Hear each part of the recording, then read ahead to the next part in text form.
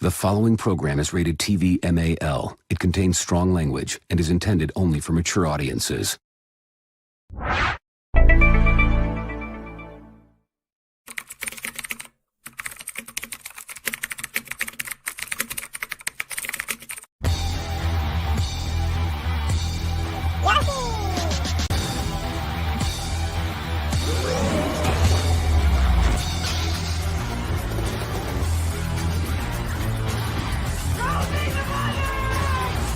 Where's my money, bitch?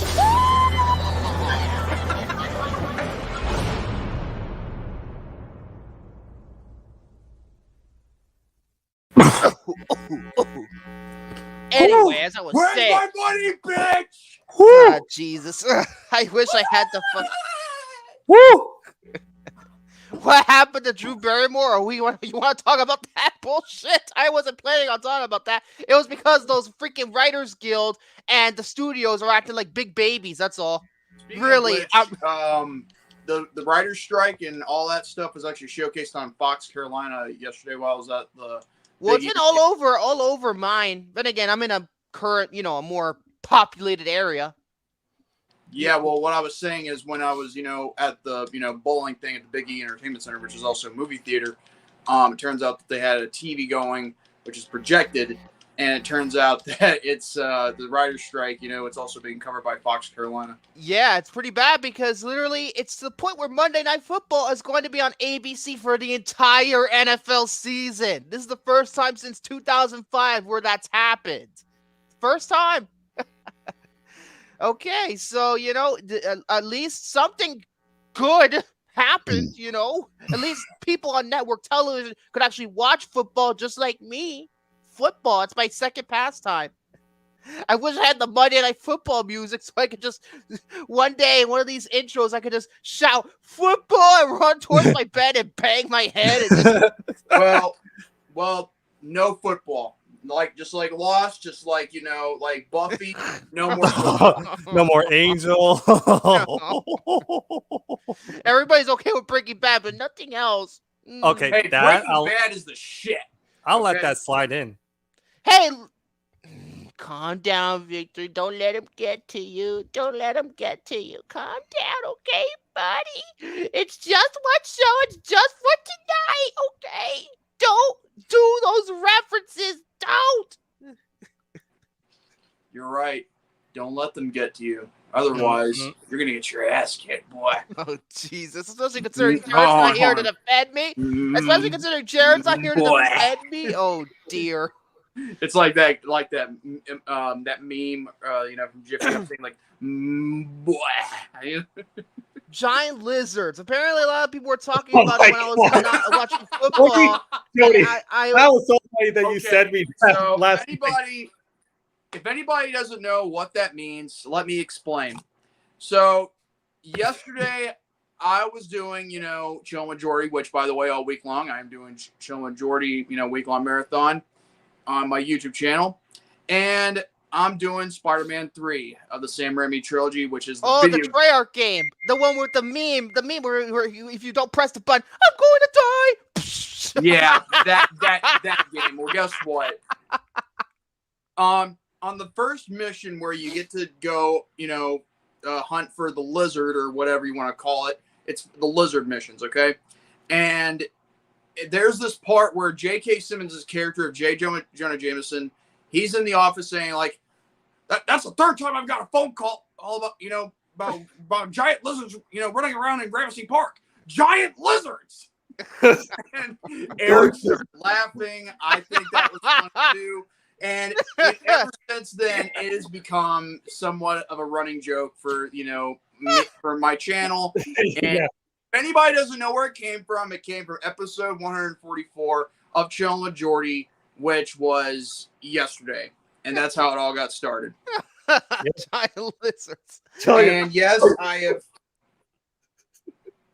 Well, actually, here's a problem, Hunter. He did not voice him in the video games. Not all three of them. He voiced him only in the third video game.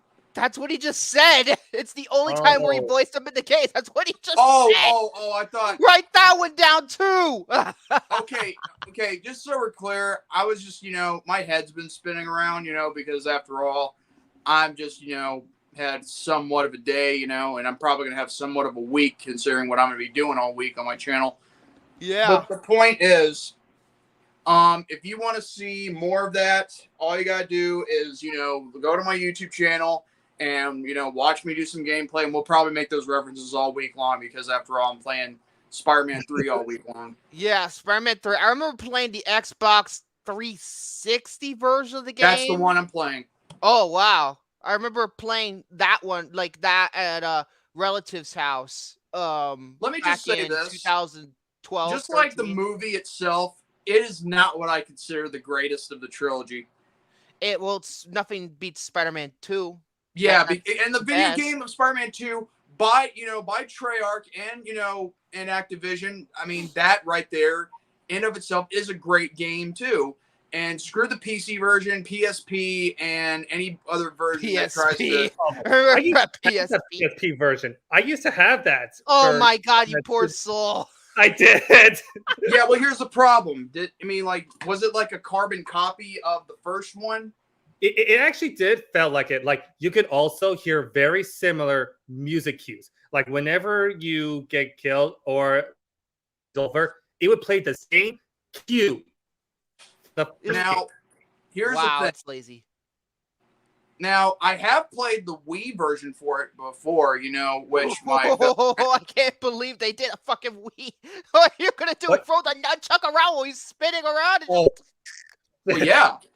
Yeah, Yes, I mean, that's pretty much what you had to do. I mean, you were like, with the nunchucks, the Wii chucks and all that. I mean, but honestly, for some reason, and I know I'm probably going to be a little bit, but for some reason, the PS2/Wii versions of the game is actually a lot better than the 360, PS3, and PC version of Spider-Man 3. You gotta be kidding me.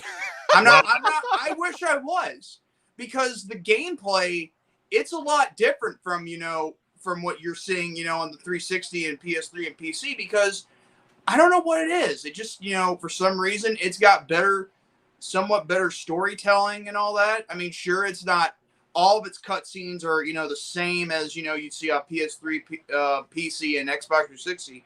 But all right, guys, just give me 1 second. I have to take care of something real fast. 30 seconds. Okay. But yeah, so I want to ask you another. But at least it's something that you can play and actually can, do something with. Okay, so I also have another question. So, do you think that the gameplay of Spider-Man 3 for the PS2 runs much more smoothly when you web sling through the city? I think it does, in a sense, because, I mean, when you think about it, here's the thing. When you're web slinging, and on Spider-Man 3 for the PS3, Xbox 360, and PC, there's going to be a certain time, if you keep web zipping, you're going to have the certain glitch, and you're going to be stuck with it until you restart the game or don't play the game in the next 24 hours, okay? Yeah, you run into that issue before, right? I did yesterday. Yeah, you did. You restarted. I had to cut the gameplay short for an hour, and I had to watch Elemental, which was not bad at all. But I heard it was a good movie. I just haven't gotten a chance to see it. Same. But at the end of the day, the web slinging in Spider-Man 3 for PS3, Xbox 360, and PC, it is nothing. It has nothing on the Spider-Man 2 web slinging. Okay. No. I think the best web sling is actually the Insomniac Spider-Man. Oh, the 2018. Yes. 2018 game. Maybe the sequel and Miles Morales, and probably the same thing for the sequel that's coming out in T-1 month. So yes. But as far as I'm concerned, but if you were playing Spider-Man 3 on the PS2 or Wii, whatever you prefer, I mean, I think you'd have a lot better control and a lot better, time, getting used to it. Yeah. Yeah, that is very shocking to hear, especially when you compare two different versions of the actual game from different consoles. Well, and different how console generations. ports, you know what I mean? Because the PS2 was the 4th generation. Yes. Yeah, the 4th. The funny thing is right. about the PS2, I feel like that's the only console you could actually have the Spider-Man trilogy, you know, all in one sitting. Yeah, because the PS2 came out in 2000. It covered all the games. Yeah. Not to mention the Dragon Ball Z Budokai, you know, video games too.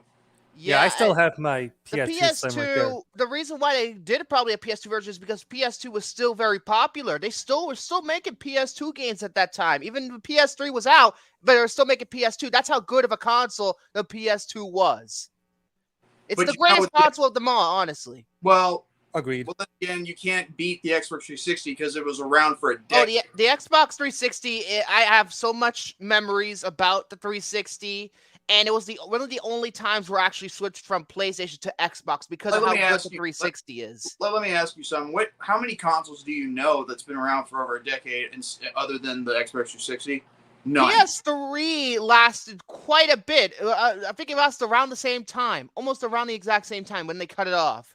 Like, I know the PS3 came out in 2006, and then. All right, to your knowledge, yeah, Xbox 360 came out longer because I think it was shut off by 2016, maybe 2017, give or take.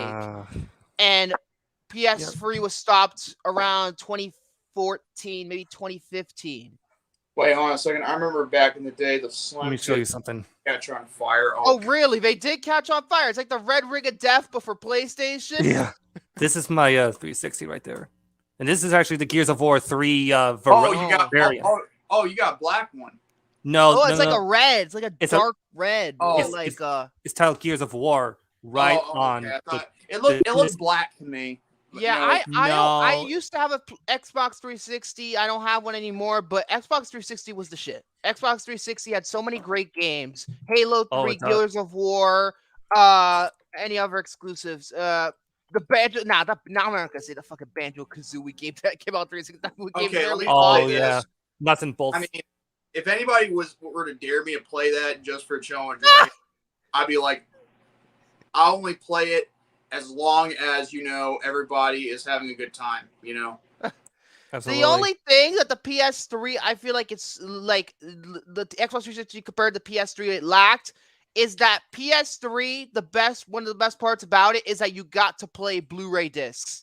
Would the Xbox? I will agree with that. Yeah. Would the Xbox get fucking HD DVD, which didn't even last 2 years? Oh yeah, they have a small selection of them too. Like, oh, listen, I can play HD DVDs. Like Norbit here, HD DVD, HD DVD, Norbit, Bill Gates, Microsoft, Red Ring, HD DVD. Norbit. By the way, that is a tribute to the late great Austin Stevenson, who used to be a part of Rich Alvarez and the Super Mario Brothers. May he rest in peace. So yeah, HDD. That's the only con I have about the 360. Why couldn't they get Blu-rays? They got fucking HD DVDs. Hold on. You gotta say it like David. You got the Blu-rays. Blu-rays, the rays. That was my blue impression. I'm taking a photo of that, Jordy. Yeah, that was my blue impression. Probably not the greatest, but but yeah, Xbox 360. You know what shocking about was the best-selling game for the Xbox 360? Fucking Kinect Adventures. Who gives a shit about the Kinect? I used to have it. I unfortunately had one too because I was. I did too. The only thing about the Kinect is that it was like almost like it's awful. It was really almost like. Let me tell you, it was almost like Wii Fit, but the difference is you didn't need a Wii Fit board. Yeah, but it's just like it felt like such a gimmick to capitalize on the Wii and the success that it made, and it was just like, come on. Like Xbox 360 was like for more hardcore first-person shooter action type games. The Wii is not really a system made for that. It was more for platforming, RPGs, that kind of thing. And casual sports games, because that's the fucking shovelware that we got. You just had to say that word. Casual. I didn't mean to- My name is Joe. I like cheese pizza. My name is Joe. My name is Joe. I like boyhood. Boyhood is not overrated. Yeah. I'm so my favorite pizza is cheese pizza. By the way, okay, you know what? I got something for Mr. Casual right here, and I showcased it last night before I did the shocker one. You know. Oh dear. Oh, Hold on a second. Oh dear God. All right, here. I know where he's going. Okay, here it is. Fuck you, motherfucker! I'll kill you and you'll stop those little motherfucking son. And fuck you, and fuck New Jersey, and fuck Atlantic City.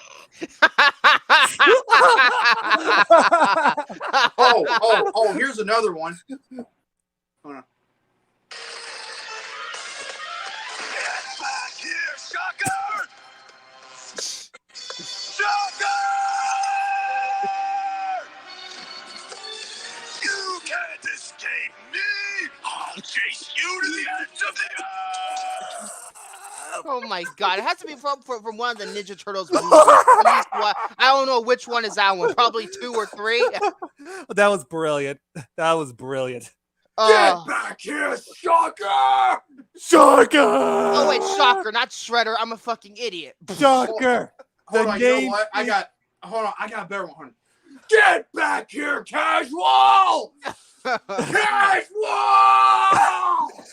You can't escape me! The network will chase you to the ends of the earth! Oh dear. So yeah, that's something. Yes, Hunter. That is from the Spider-Man 90 series. Oh, I thought Yeah, it was it one of was. the Teenage Mutant Ninja Turtles movies, the live action ones. What? Wait. Yes, Time I thought he said Shredder. Time out. I thought he said Shredder, not Shocker. Oh! Time out. Time out. I'm The sorry. Ninja Turtles were from the 80s, Victor. The 90s, Spider-Man the first is from with the the 90s. 3 movies, the trilogy came out, started You're talking in No, you're 1990. talking about Ninja Turtles. No, you're I'm talking about the 90s. You're Okay? Spider-Man We're talking 90s. about the 90s, not the 80s, not the 70s, and damn sure not the 60s. The mother 90s. We're talking about the Peter Parker with the dark goopy shit. Oh God. What the fuck was that? Goopy goops. I don't know. What the fuck? This came out your mouth. I don't know. My mouth decided to say Wait. that. Hold on. You had someone else in mind for that joke? Hold on. Wait. If you could say it publicly, say it in the comment section. I'll try and do something. But if you want to say it privately, I guess I won't say the joke unless you give me a nickname for that guy. Or whatever you want. But yeah, this. But wow, still, goopy that goops. escalated. I'm telling you, My that mouth was decided to say that, okay? No, dear. It only comes when it comes. It only comes. where only it comes when. Oh God. Okay. You know what? I'll do that. Oh, fuck that motherfucker. Oh No, no. Victor, shut up. Let me do it, okay? Okay. Get back here, Saslov! Saslov! You can't escape me! I'll chase you to the ends of the earth! Jesus. What the hell are we doing with our goodness. lives? Watch Spider-Man from the 90s and look at the Symbiote trilogy. Yeah. You'll love it. Well, it's on Disney Plus, right? Been there on that stream, but We could use that for him. Okay. I'll probably have to revoice the part, you know, like where I add my voice in with the scene, I guess. yeah. But honestly, Jordy, you know, just talking about Spider-Man from the 90s, I used to grow up with that shit, man. Like I used to have the Yes. VHS tape Fucking of like spaghetti and meatballs. We're not talking about Meatball. Italian food here. Yo, I got spaghetti. No. and You know what we meatballs. should? No. You know what we should be talking about? Joe's Pizzeria. Joe's Pizzeria. What is it? Is that the one? You know, from Spider-Man 2. Oh, right.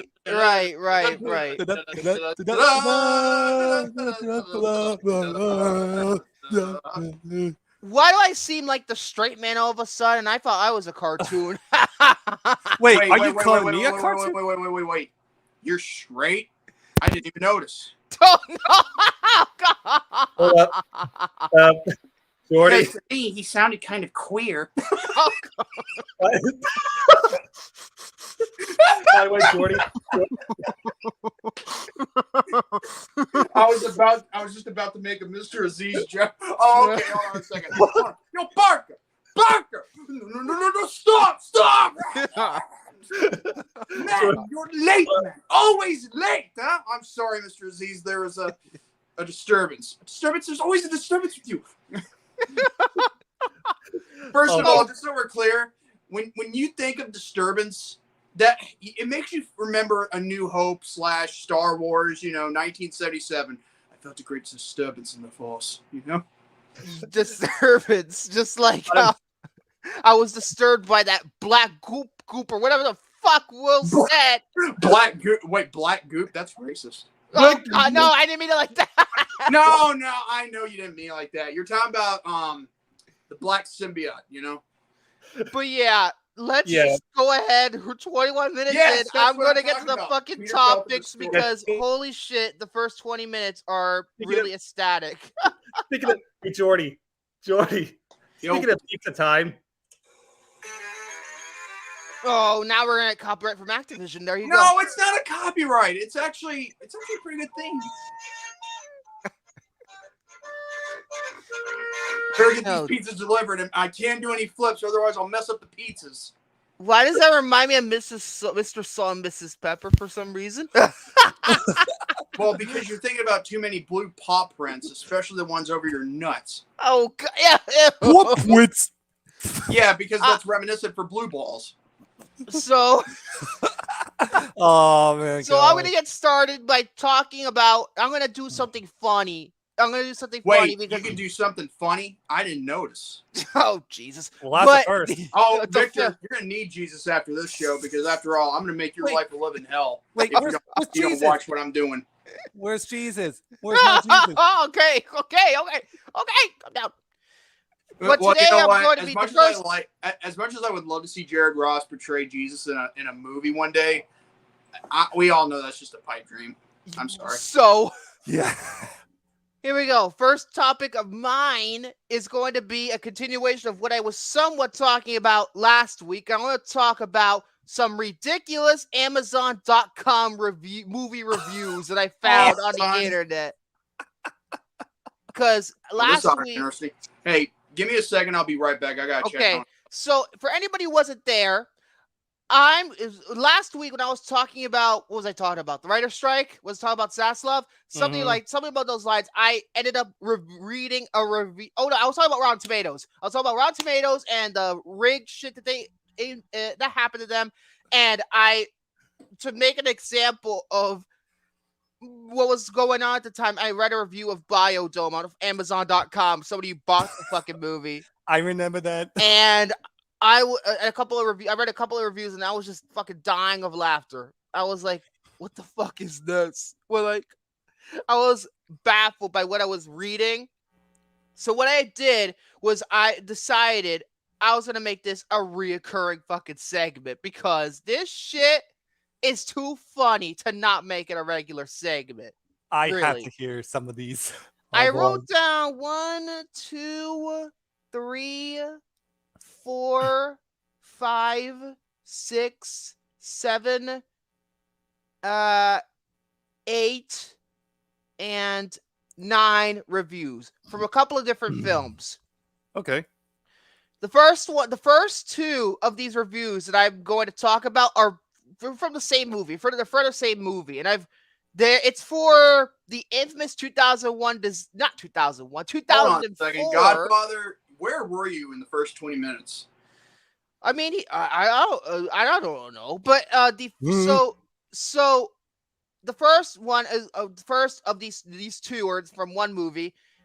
It's from Catwoman, the 2004 disaster of a movie. Hey, you can't deny Halle Berry looked, pretty hot. Yeah, but the movie's not good. It sucks ass, man. Well, here's the thing. You know, the funny thing is she's not even Selena Kyle. She's Patience Phillips. Yep. okay. First of all, if your name is Patience, then I want to test your patience. Oh dear.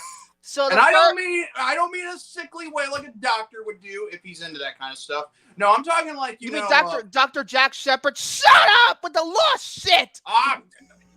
Victor, no loss, no found either. No others. Shit.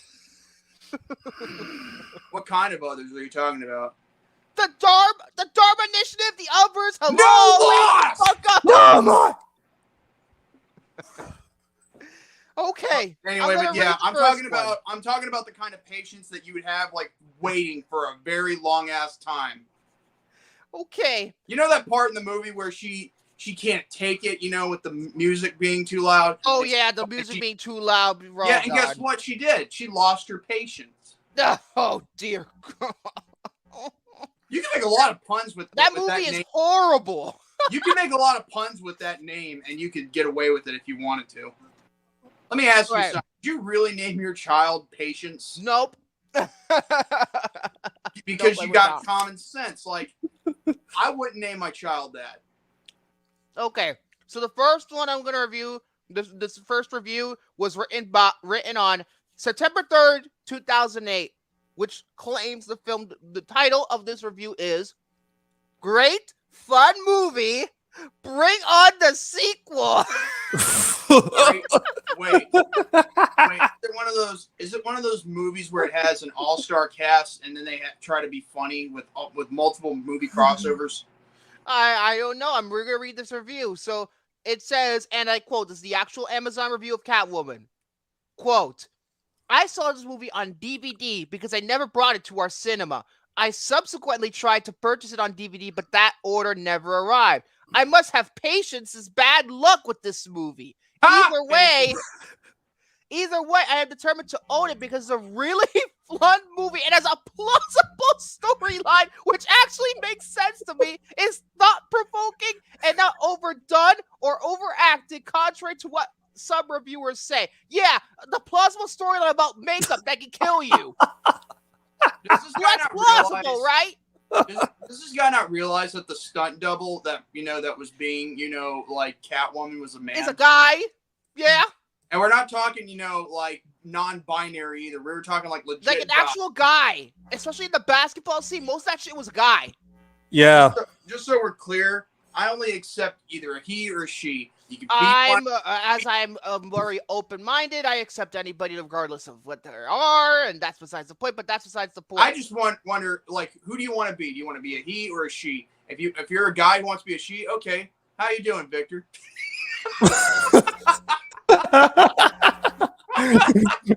Hunter Hughes says, plausible story by ass. Plausible story. Okay, continuing on. Here's the thing. I think plausible story must be coming out of his ass. The guy who wrote that review. I think the guy who made that review needs Jesus. I believe those reviewers probably watched a different movie or are of the comic book fan crowd that hated the movie before they even saw it. What? Wait a second. What? Okay, Hunter says Patience Phillips sounds like a porn star name. It does. Exactly. Yeah, it kind of does. It does. All the actors delivered fine performances. I especially liked the time with the history of cats, which lends credibility to the plot. Wait a second. Wait a second. Patience Phillips, porn star. Okay, let me ask you. The porn star doing a sex scene, is it possible that she could lose patience after being thrusted too many times? No. Oh. Like, okay, I'm losing my patience here. Oh. One of my favorite scenes is actually not of Hallie as Catwoman, but when Patience revived and Lone, that's the Benjamin Bratt character, the police guy, played basketball, and it looked really cool. Yeah, 200 cuts in 3 minutes is cool. Wait. Revived by cats. Wait, why does that sound familiar? Oh, yeah, it reminds you of Batman Returns, 1992. Yeah, but in this movie, they literally, it's not, it's more like the cat fucking breathes its disgusting breath to resurrect her. Oh my god. I'm not. I mean, I'm not gonna lie. Cat breath is not the easiest thing to go with. I mean, Shit, I forgot he was in Doctor Strange. I'm gonna be honest with you. I completely forgot he was in that. but Well, still, bro, like, ugh. I read what Halle said about this movie while accepting her Razzie. Although I believe she didn't really mean it. Besides, what else she could say, especially considering she later said she would consider doing a sequel. I say, bring it on, WB. What? WB. So you're saying that everything she said at the Razzies is she didn't mean it? Yet it killed her career for a long time. Yeah. It didn't even, The only time Man. she's ever relevant, and I don't mean to say this in a negative way towards Halle Berry, but I think the only time she was relevant was when she was Storm in the X-Men. Yep. I got another one, Swordfish, but that was only because she got paid to be topless. I wonder how much she got paid to be topless. Like $1 million? Hey, $1 million?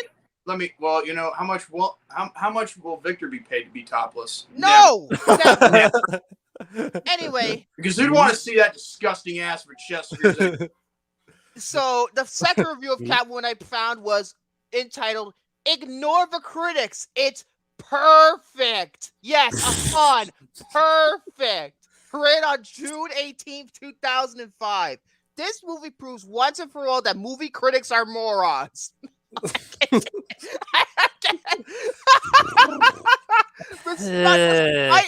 you may have read. Sounds like we got a Halle Berry simp in that review.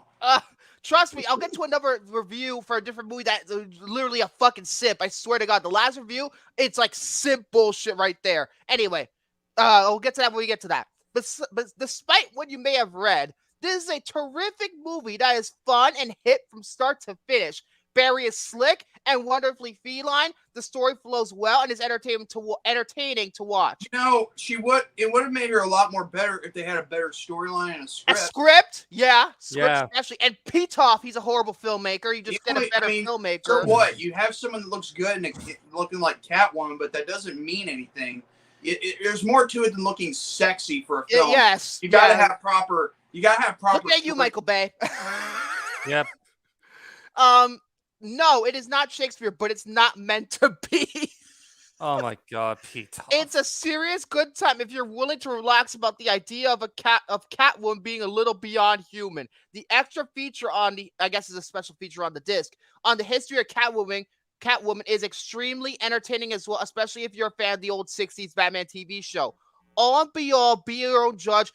This last line fucking bothers the shit out of me. This is it right here. I think the fact that the guy mentioned the Batman 60s, series and not understanding that Selina was actually a lot more slimmer and better than anything else. I'm sorry, you're bullshit. This is the last line of the fucking review. You're not gonna believe this. Willingly suspend your disbelief and just sit back and enjoy. You're telling me to suspend my disbelief to enjoy. Oh, so he pulled a Jeremy Jones there for that last one.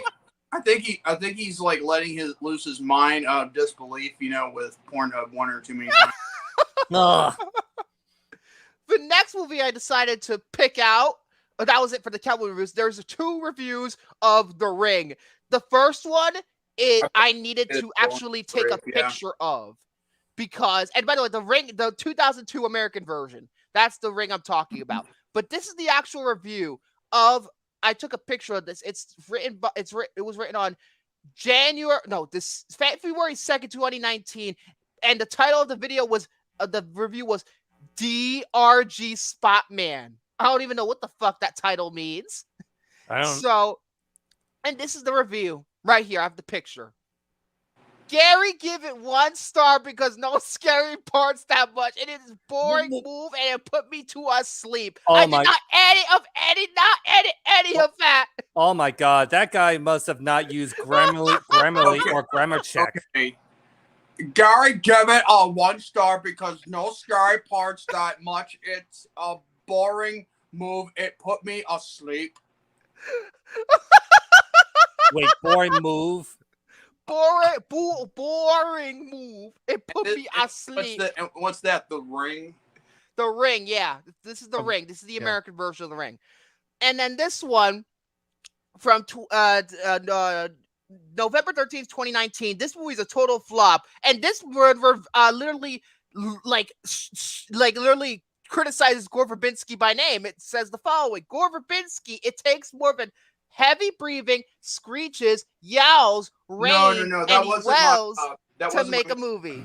That wasn't my Mr. Casual impersonation. That was my Lucas impersonation. I cannot think of one redeeming excuse of to call this noisemaker entertaining. If I could ring in a -0, I would. And there was another one that I didn't use that. Oh my god! I wish I had that fucking review. You know what? Let me look it up real quick. Oh my I god, can read that's another one, right there in the comments. Which one?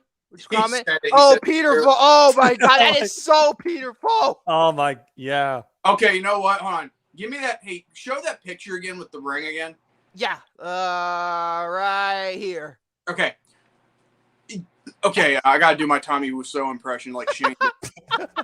Gary give it a 1 star because no scary parts that much. It's a boring move. It put me asleep. Where's my Okay, NyQuil, where is- Rich? Okay, here is the other review that I found was kind of hilarious because of what it implies. This is a review called "Truly One of the Dumbest Movies I've Ever Seen" from June 30th, 2019. Good production values in the service of an idiotic screenplay with insipid hair product acting about as deep as my toaster. What the fuck does that mean? Does that mean? He's Since laughing it at me because I burped.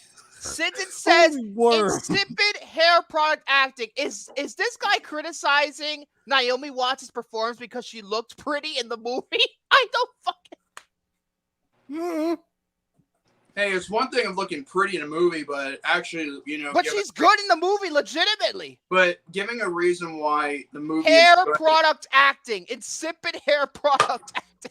but giving a Okay. reason why the movie is good is something you need to make a counter argument with, not something because someone. No, this is a bad. This is a couple. I found a couple that were bad reviews. That one slammed the movie entirely. So, yeah, that was. Wow. I'll tell you. Does that make any sense?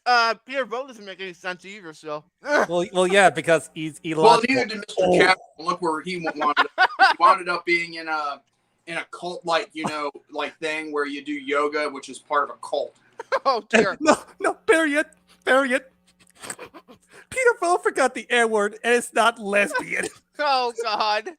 Okay. Well, here's the thing. The thing is, what I mean about Mr. Casual, from what I heard from a source, that he actually had gotten wrapped up in a yoga like cult, which yoga is not cult like. Very far from it. Yoga's could be with the right, right resources. like an exercise group, from what I've heard. And it turns out that he actually, and that source actually cut ties with him. Oh dear. Wow. Hey, I don't blame him, because the thing is that exercise, group that's actually a cult. Let me tell you something. Mr. Casual himself has not lost a pound since, joining it. So, okay, here we go. Here's the next movie that I decided to pick, and it's another review for Biodome, but I forgot to mention when I was talking about this last week. The review is called Love. That's it. That's the review's title. Love. Written on November 21st, 2013. What is it rated? Biodome? The rating of the like no. 1 star. This is a 5-star. No, I said Love. What movie rating is it? Is it like a rated PG, rated R? This is a PG-13, I'm pretty sure. Let me check what Biodome is rated. I'm pretty sure it is. I'm pretty sure it's PG-13. I'm pretty sure. Biodome. Okay. Yeah. Love my ass. Even though technically the movie's kind of raunchy for a PG-13 from what I understand, but this review is kind of hypocritical, because here it is. Here's the review. One of my favorite Pauly Shore movies, when movies were still clean without the F-bomb being thrown every other word. This movie's rated PG-13 and uses sexual content, like there's sexual jokes apparently in Biodome. So what are you talking about? Wait. What are you talking about? Oh, it's clean. Yet there's sex jokes in it. Wait a second. What kind of F word are we talking about here? The F-U-C-K Fuck. or the F-A-G-G-A? We're talking about fuck. Oh, okay, because like I said, we gotta be specific here. Like which one? I know. We Like- gotta be specific. You're right. They Well, meant well, fuck. Like what They we meant talking fuck. about? Like are we talking about FUCK or FAGGOT? We're talking about fuck. We're talking about fuck. Oh, this movie is clean, yet it has sex jokes in it, and it implies FUCKING. Wait. Hold on a second. It's clean and yet it has sex jokes in it. It's hypocritical. Wait. Why would a person say it's clean when the movie itself is like so raunchy? But Also, I despise the it's movie. apparently retarded. So why is it clean? Well, I despise that movie so much. It's so stupid. You know what? This is the perfect time where I'd want my friend Tom Willis. Oh, yeah, Tom. TV. I want him to do like hypocritical thought right now. Okay. He used to do that. He used to do that one time back in the day when we were still having a feud with somebody, but I'm not going to get into that. Yeah. It was a funny thing where he would actually play the Jeopardy theme while he's thinking, doing critical thoughts. So, okay, the next movie in terms Double of these standard. reviews, There you go. Thank there you you. go, double standard. So Double the next standard. movie, I have a mixture of reviews for, some positive, some negative. This is one of the end. This is the movie we have reviewed, and this is the movie that pretty much ended the Dark Age, because the Dark Age was pretty much even darker because of this review. Stealth. I hate stealth so much. Garbage. The movie itself is garbage, and I hate the review because of what happened. It ruined the whole fucking thing, but that's besides the point. If you want to see something that's good with stealth, just play Metal Gear Solid, and then you'll see stealth. Not that kind of stealth. Let's put it that way. But at least it's the best kind of stealth. The first review of Stealth that I picked out was Worst Movie Ever. That's the title, written on June 17th, 2022. So that was last year. And this is the review in its entirety. It's funny that you mentioned that. that. Oh, fuck. I forgot to. Oh, damn it. I forgot to put it in there. But, Hey, man. it's Hold funny. on. I have It's to put funny it that back. Hunter brings this up, the Arkham games. It turns out Chayton was talking about the Arkham games not too long ago. I think Tom was talking about them too in a group we were in about the Arkham games, getting remastered and all that. But unfortunately, they're not wanting to remake or remaster, Arkham Origins because, again, I don't know why, but it's quintessential to the Arkham series. WB Montreal's games are often fucking broken. Just ask Gotham Knights. Ugh. Here's the thing. I mean, Arkham Origins, you may like or dislike it, but it's part of the Arkham, series. So we cannot discredit that, even if the voice actors for both Joker and Batman are changed. Okay, this is the review right here for Stealth. A joke, a video spelled IVDIO game movie, a pure waste of time. It's corny without the hyphen. It's about the hyphen. It's childlike. It's just bad. Wait. Do you have something to put that up? I wish I did, but I actually just. You know what? Let me take a screenshot of this. I'm gonna hit Command 3 and I'm gonna crop this and I'm gonna put it in here. Give me 1 second. All right. Give me 1 second. It's not gonna take very long. I still want to do my Peter Vo, the dumb ho impression. Oh, jeez. Here we go. Yeah, speaking of dialogue, let's not mention the last line spoken in the movie. It is canon. Of course it is. That last line was so bad. Which last line for Stealth? Tell me you love you, pussy. You pussy? Yeah, fuck that. Oh, fuck that. Fuck that pussy. line. You pussy. That was spoken by Jessica Biel. Jessica Biel. Thank you. This is the review. A joke. A video. Oh, okay. I'll take it from here. What the fuck is this grammar shit? A joke. A video game movie. A truly pure waste of time. It's corny. It's childlike. It's just bad. What is this grammar shit?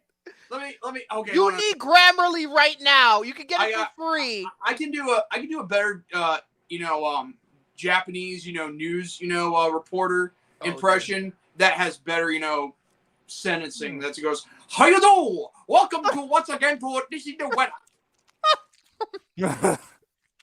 Oh dear. Okay.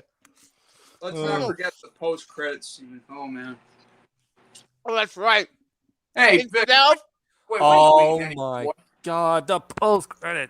Oh my god. When I did the reaction, Victor, what are you eating anyway? Spaghetti and meatballs. I told you, spaghetti Well- and meatballs. Well, hey man, don't be raising your voice at me, Because I already told you, I don't want to repeat myself. Victor. I will put you over my knee and I will spank you. Not before I can spank get you another like a lobster monkey. before I Children. can. I will spank you like I spanked the monkey, bitch. Children. Okay, so the post-credit scene for Stealth was that Eddie, the plane, come back to life. And when I did the reaction, I legitimately threw a fucking water bottle He did. so hard. He did. I was so And- pissed off. and- That movie fucking sucks. I'm And I'm glad also- they never did the sequel. I'm glad they never did. Funny thing is, speaking of water balls, remember Romy's mom threw a water ball at him. So now there's Oh, by the Yeah. way, shout outs to Kim Latimer for doing what she did yesterday. yeah. That was priceless. Oh, I that wish was they did Kim. pickle juice to You're piss them awesome. off. Kim, if you're watching this, you're awesome. she's like Yeah. she's like one of my new heroes now. Okay. The googly eyes was priceless. Next review is called Truly Idiotic, right on August 18th, 2007. This is kind of a long one, so here we go. No, Jordy, Gene will spank This them. is a bad review of Stealth, mind you. I just found it to be funny. That's why I included it. This is it. This is what happens when you combine the military with Beverly Hills 90210. Pilots lecturing their superiors over the radio about the unacceptability of the civilian casualties they will inflict if they obey their orders. Let me tell you something. I don't care how much it costs to train them for the futuristic training and aren't committed to them, been waiting for them on the deck of that aircraft carrier once they landed, and they would never have seen the inside of an military cockpit again. But in all likelihood, they would have seen the inside of prison cells. A pilot who blasts his stereo aboard ship because, well, he's so darn cool and superior. Yeah, right. Just try that in reality. Multiple overseas I'll be right locations. back one more time. Multiple overseas locations with minimal rhyme or reason other than to give Jessica Biel a bikini scene opportunity or lend the movie some sense of James Bondian jet setting. That's what happens when you have no real storyline, marginally competent actors, paper-fit performances, and all over the map movie direction. Finally, the hero of the movie, who's actually the fucking villain when you think about it, the unpiloted, super intelligent drone plane. It is ridiculous that its ridiculous transformation into some sentient hero is something you would see in a Walt Disney movie. But at least Jessica wore a bikini after confessing so convincingly she had found a man who was man enough for her. Ugh. Oh my god. Eddie is something out of a Disney movie? How can Eddie be from like a Disney movie or better yet underneath a Disney castle? And I love it how they mentioned the fucking bikini scene twice.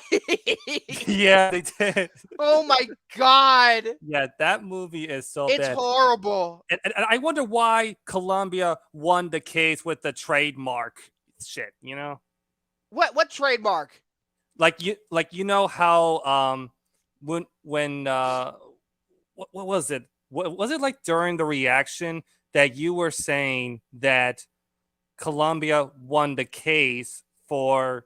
Oh right, it was a fucking. I think it was a fucking lawsuit that they had to endeavor. Like somebody. Oh, like because somebody plagiarized the story. That's right. Yeah, that's what I meant to It say. was like somebody claimed, "Oh, this is my script. You're fucking stealing from," and then Columbia won the case. I think he fit right in if that Disney movie was cursed.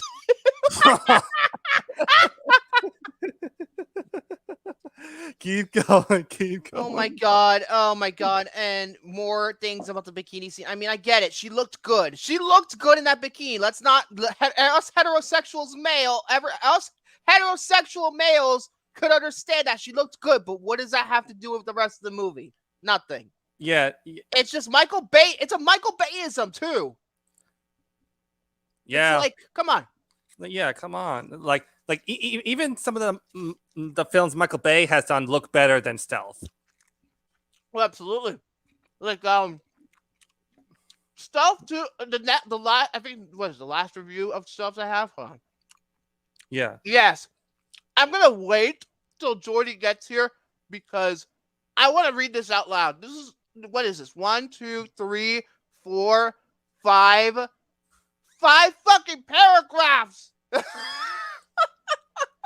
What? And this is a 5-star review. 5 What? paragraphs. What? What? Okay, And well, 5-paragraph positive review of Stealth. oh Think my about that. God. Wow. Think about that for a second. Did that guy, I wonder if that guy went to writing school just to write 5 paragraphs. It's funny because there's a bunch of typos. I'm going to show you. There's a shit ton of typos. That guy, The grammar is ridiculous in this one. And I took a picture of this too. I believe I did. Let me have a look. yeah, Yes, like, I did take a picture of this. Good. yeah, like even too, like when I write down my letterbox reviews, I'll always use Grammarly just to like, I don't use Grammarly because I know better. I know how to type. Shit, that is fucking ridiculous. Oh my God. Yeah, so while Jordy was gone, I want to talk about my experience when I was watching Stealth when we did the reaction. Go ahead. So ahead. basically what Fast. happened is that Make it too. after the last line was spoken by her, and so I was mostly just like laying on my daybed, right? Just in beyond disbelief from what I've witnessed because that movie sucked ass. And And also, another thing too about that ending, it doesn't make any sense because it's never confirmed if her and Josh Lucas ever become a couple. They just laugh it off, and the movie cuts to black, and it's over. yeah, and during the With post, more fucking Incubus all over that goddamn soundtrack, and fucking Gavin Rossdale for Bush. Jesus Christ. yeah, they played that Incubus like 5 or 6 times in the movie. I believe 5 or 6 times. Oh, so back And then, to like, the Gavin Rossdale song you did for the movie, they played like 3 fucking times. oh yeah. So back what I was saying about my experience. So I was laying there, right, and I thought the movie ended, but then this is where it drove me fucking insane. Where it was I actually during fast forward for the end credits to see if there was anything. Yeah, like during that post-credit scene, I think my glasses were off at the time during that reaction, and as soon as Eddie's head blinked red, I literally was like, And it cuts to black. that has to be the worst. That has to be among some of the worst post-credit scenes I've seen. Along with Feige eats Morbius. your heart out, so he probably did it even worse than you do. Oh my God. That scene is fucking pathetic. How could they Oh think my that this shit God. was gonna get a sequel? Nobody was gonna go see this movie. It flopped bad. When you did that list of some of the worst post-credit scenes, I was thinking to myself, where the fuck is Stealth? That's right. I It should didn't have think of been it at on the that time. list.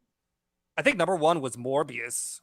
Oh yeah, because it was retconning bullshit. But like, to be fair, like Stealth, even before that scene, it's frat. The humor in that movie is such like frat boy, fucking high school bullshit. Yet these people are supposedly military professionals. Yet they act like fucking teenagers. Yeah, like who the fuck acts like that during like under a military? It's like the most brand like 2003 bullshit for a movie that came out in 2005. It's like the movie came out in fucking 2003. And you know what's funny? It was shot in 2003, and it got left in a fucking shelf for 2 years. Gee, I wonder The reason why. how you know is because there's a cereal thing in the background where it's I think it was Captain Crunch cereal, and they have the poster. Like there's a thing for Rugrats Go Wild on it, which came out I believe in November 2003. So they shot the shit in 03 and left it for 2 years. Oh, see, talk about pathetic. And Rob Cohen. Rob Cohen's horrible. He's horrible. Rob Cohen is fucking awful director. The only things I heard that are good were Dragon the Blue Sleeve Story, and some people say Dragonheart's pretty good. I've seen clips of Dragonheart, but to my mind, apparently the dragon didn't age well at all. But other than that, he's made awful movies. Oh, Awful. We're talking Triple X. Did he do the sequel? Did he do the second one? No, he did not. It was the guy who did Die Another Day. And then DJ Caruso did the third one. What else did he do? Yeah. Fast and Furious. The first Fast and Furious. Thank you. Really good. Thank you. Even though, yes, it is it's a Point Break knockoff. It's not even exaggerated. It is a Point Break knockoff, but I mean, still enjoy it regardless. Yeah, it's still a good movie. Okay, it sure does have its flaws here and there, but it's a good film. I mean, it's nowhere a great film by any means. But Yeah, I mean, it's good. I mean, it's a start, especially considering this franchise did get better afterwards. Like, personally, I think I do prefer Too Fast, Too Furious over the first one, and that's a very unpopular opinion. But there's something about Too Fast, Too Furious that I liked better. Something about it. I don't know. Then Tokyo Drift put it to shit for a little while. yeah, it's funny you said that too, because since Fast X, it's already in shelves at my local Best Buy. Yeah, it's already on Peacock. I've been meaning to rewatch the It's Fast and good. Furious I movies think it's lately. good. I think it's pretty good. I think it's much more improved than F9. F9's the dog shit. And Fast X, say what you want about Fast X, because a lot of people are very divided about it. Fast X, I felt, was an improvement in all respects. It felt like the director of that movie was actually fucking trying, unlike Justin Lin, who was fucking asleep when he was directing F9. Mm. The Hurricane Heights, I do not want to touch that. Oh. Where is that with Koba? Isn't Koba in that movie? Hurricane Heights? Koba? Is it Toby Kebbell in that? Oh crap! New tab. Yeah, Toby Kebbell, Maggie Grace. Holy shit! Shannon from Lost. Yes, I can make a Lost joke again. Fuck you. Of course, you had to throw that in there. Yes, I can. Fuck you. That's why. Yeah, but really, the worst Hurricane Heights movie. is fucking terrible. Yeah, but honestly, the worst movie that I've seen that Rob Cohen has made was The Boy Next Door. B2 Alex Cross. Yep. Oh my god, that one has to be because of the fucking shaky cam Olivier Megaton editing. Yep. With freaking Tyler Perry and Matthew Fox. Matthew Fox, speaking of Lost! I walked myself into that one. Jesus. What is wrong with me? You walked out. It's not my fault. It's yours. You mentioned his name. I forgot he was in that movie to begin with. I'm like, what the fuck, Jack? Because I did. But my God. But anyway, I heard that final fight is fucking shaky cam, fucking bad editing up the ass. Oh, dude. Like, when I was watching that fight sequence between those two, I was like, where the fuck did the editing go? Oh my god. And Alex, The Boy Next Door, however, why was that movie made? Rob Cohen directing a fucking erotic Fatal Attraction ripoff. You're no Fatal Attraction. Actually, Rob no, Cohen. it's a single white female, except it's just more erotic. It's the Insert Here from Hell movies that was popular in the 90s, except this time it's the boy from hell, I guess. Oh my god, like the next door neighbor from hell or something like that. Especially, like the guy was supposed to be a teenager and yeah, he's like was like 27, 28 when the movie came out. I believe he was, yeah, and Jennifer Lopez was way older than him, you know. Yeah, and everybody was making a big fuss about, oh, she got to bang that guy. Oh, he's a lucky bastard. Doesn't mean the movie's any good. Well, I will say Jennifer Lopez was not bad to look at. It's just a movie. What about the performance? That's what I care about. Yeah, looks aren't gonna get you far for a movie, honey. Oh, jeez. But yeah, like Boy Next Door, man, I was just like, when that villain got killed towards the end, I was laughing my ass off. Dude plays a teacher? What is this, the movie Bad Teacher? I heard the movie's terrible, by the way. Bad Teacher. It's not good. So, you know what? I'm going to read the fucking review, and I'll probably read it again once Jordy comes back. I have to read this right now for stealth. It's unbelievable. This is 5 paragraphs I'm about to read. Here we go. Oh, boy. Okay. Oh, wait. Oh, this requires context. This requires some context before I do it. There's a negative review of stuff on Amazon where a guy who was in the military just shat all over it for being inaccurate to what the military is like. Well, that's not saying much because considering the movie's fucking stupid to begin with and its stupid premise, but that's besides the point. The first line of this review shits on him. I shit you not. So clearly this guy doesn't understand criticism already. When I even read a thing for it. So here we go. Okay. First, a few words to X8G G100. Yes, it's apparent you were in the military, and we all, I hope, applaud your service. I was never in the military, but I have great respect for it and its missions. Hint, hint. But these are movies designed to entertain. I don't like what Hollywood does to the military any more than you do, but what do you expect? I'm a big fan of Black Hawk Down and several other great war movies, but some of the military-based movies are loosely based on the military and aren't meant to be taken seriously. I am watching Stealth for the first time on DVD, and I'm truly blown away by the special effects in this movie. This is the worst fucking line of the entire thing almost. This is the best damn CGI I've ever seen. Probably on par of ILM's work on Star Wars. What? Are you fucking kidding me right now? Oh, Jordy just came back. This motherfucker claims the CGI in Stealth is just as good as Star Wars' groundbreaking visual effects. I saw Stealth. The visual Hell effects are no. horrible. They're horrible. They have Okay. not aged well. They look like a fucking video game. Okay, if you're saying that the special effects for Stealth is almost on par with Star Wars, that is a no. huge stretch. no. And- No, and that that's is the just- biggest stretch I could ever fucking do. Oh my god. Continuing on. From the sweeping aerial shots to the seamless, spelled SEEIMLESS, panning to the cockpits while in flight, I am just in awe in how they've captured these visuals on film, quote unquote. So what's the plot? Okay, let's be honest, this isn't Shakespeare, but come on, spelled COM-ON. We all know that it wasn't meant to be. Stealth was meant to be an exciting popcorn flick that brings a mixture of Top Gun, Behind Enemy Lines, and Firefox, that's the Clint Eastwood movie, into the 21st century. Basically, we have three. Basically, we have. That's what the review says. Basically, we have three hotshot pilots who fly three of the only existing stealth planes known as Talons, only to be surprised by the existence of a new stealth plane that is totally automated. At first, the new automated plane has a mind of its own after it's struck by the lightning.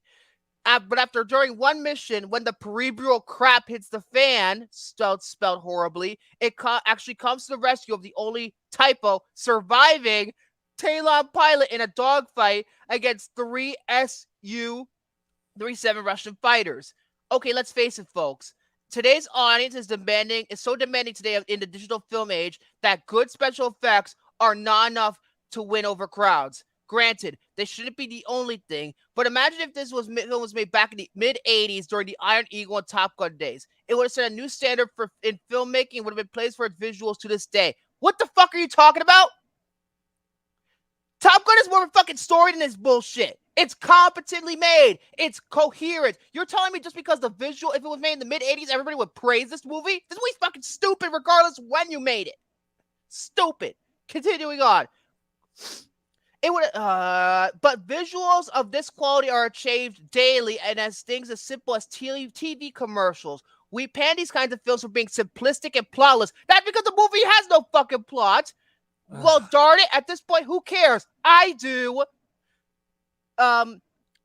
There's always a time to just sit down and watch a good popcorn action flick such as this and enjoy it for what it is. I usually judge movies on this criteria if they entertain me. This movie thoroughly entertained me. I especially like the fact that they use modern-day international threats, whether it's some watered-down neo-Nazi threat, cough, cough, Sum of All Fears, cough. Yes, yeah, Sum of All Fears is apparently a better movie than this fucking bullshit. You know, the Jack Ryan movie with when Ben Affleck is playing Jack Ryan. Yeah. I give this movie 5 stars because of its awesome visuals and edge-of-your-seat intensity. Could this movie have used better character development and plot details? Well, yes, but it would take a TV series based on this film for that. I have no words. I have no words. That's the whole review. I have no words. Hey. I have no words. I'm genuinely speechless that somebody would make a review like this. But it's not the worst review I'm going to read. It really is not. Because the final review is what is the worst. It's the worst. There's no typos in this one, so I won't show the picture. But this is the most baffling review out of all of these. Okay? This is for one of the worst films I've ever seen in my entire life. This review is for Dirty Love. The 2005 comedy with Jenny McCarthy, which she starred, I believe she wrote. My experience with this movie, I've explained it before, I'll say it again. This movie made me fucking numb when I was finished. Oh my god. But this movie, do you know, remember, Jordy, remember when I was talking about a review being simpy, like people being much simps? This is that review that I'm about to read. This is where the simp culture comes in. I wrote down, this is the title of the review, Jenny McCarthy and Dirty Love, written by, I put this fucking loser on May 16th, 2007. And this is the entire review. This movie has become one of my favorites. I adore Jenny McCarthy. She is beautiful, sexy, and one of the funniest women in film today. Simp, motherfucker! That's a simp. Simp. She's like one of the worst in Hollywood. I said this last week when we reviewed basketball. I love basketball. I thought it was funny as fuck, except for her. Oh god. I mean, I like Scream 3, and I did not like her in that. Oh, I'm the one who's very vocal about her performance in Scream 3. Ugh. If you haven't seen this movie, do yourself a favor and watch it. As long as you are not easily offended. It has nothing to do with easily offended nonsense. This movie's not fucking funny. The humor is very adult-oriented, but I like movies like this. So do you like Dirty Grandpa? That's what I would like to know. Oh my god. I laughed all the way through, except for a couple times where, I shit you not, this is the actual review, where she tugged at my heartstrings and made me cry. I was crying all right, but for fucking pain. Pain and misery and agony. Because of this fucking stupid shit. What? I can only hope that Jenny does more movies like this. I would buy them as soon as they were available. I honestly watched these movies, yes, plural, typo, about 7 times in a 3-day period. You watched Dirty Love 7 times in 3 days. What? I wonder how many times you've seen Dirty. I've seen it only once, and that's the only time. Oh god, he fucking froze. Oh Jesus, are you frozen? Yep, he's frozen. Oh wait, no. Yeah. Say what you were gonna say. I was about to ask, buddy, if you ever seen me in a dark alley, and if you say that Dirty Grandpa is a good movie, no easy way out, buddy. I honestly watched this movies about 7 times in a 3-day. What the hell was that? Oh, in a 3-day period. It was playing on the movie channels, and I watched it every time it was on before I finally bought it for myself. You sick bastard. And yes, I've watched it again since purchasing it. If you like slapstick comedy, sarcasm, smart-ass comedy, what smart-ass comedy? This movie is retarded in its humor. well, Then apparently you will love this movie with the totally smoking hot Jenny McCarthy, Carmen Electra, and a host of other hot girls. Let's hope she makes another movie soon. well, the review. Well, this guy has no taste in movies. Oh, Yeah, and he has no taste in women either. Oh, Zay, bitch. Carmen Electra, smoking hot, kiss my fucking ass. Wow. Do you watch too much scary movie? I'm baffled by this last review. I'm just like, how This can you is even? simp. This is a simp we're talking about right here. This is a total simp. This is a total simp. This is like some fucking horny middle schooler who wrote this fucking shit. God damn it, Jose. God damn it. And that's it. That's the Amazon reviews. I'll bring more in a couple of weeks' time, or maybe next week, well, depending on what we do, because I have a feeling I got a lot of reactions, and a lot of people really liked my reviews. Well, not mine, but the other reviews that I shared, because, wow. Wow. There you go. Dirty Love. Watching it 7 times in a 3-day period. Wow. And You're it's sick. You're sick. I'm sorry. Anybody who does that, you're sick. You're unhealthy. You need help. You need professional and medical help. No, you need psychological therapy more like it. Psychological therapy. There you go. William, you can go now. I have to fucking eat and make me mad because of stupid dirty love. Yeah, Go ahead. so yeah, Mm, I only have like a few Blu-ray pickups here, so I'm just Jesus gonna Christ. go And through if you them. get fucking dirty love on Blu-ray, I'm gonna slap the shit out of you. Wait. How can you say that I'm gonna get Dirty Life on Blu-ray even though I have not seen it? Either way, it's called blind buy. What? It's called a blind buy. So the first Blu-ray that I got is we actually did a review of this not too long ago, and that is Tremors. Good movie. Very good movie. Yeah, very good movie. And I actually was able to showcase this when we did the actual review. I was like, you know what? This has no introduction to it, you know? Really has no introduction. We talked about it 2 weeks ago or 3 weeks ago. 2 weeks? 3 weeks? 2 weeks? Yeah, I believe it was that sounds 2 about weeks. 2 weeks. All right, 2 weeks. Next Blu-ray I have is a movie that I have not seen in such a very long time. And I'm pretty sure that the MMA genre has not been like Anime? What was- You're going to talk about anime for 30 minutes, bitch?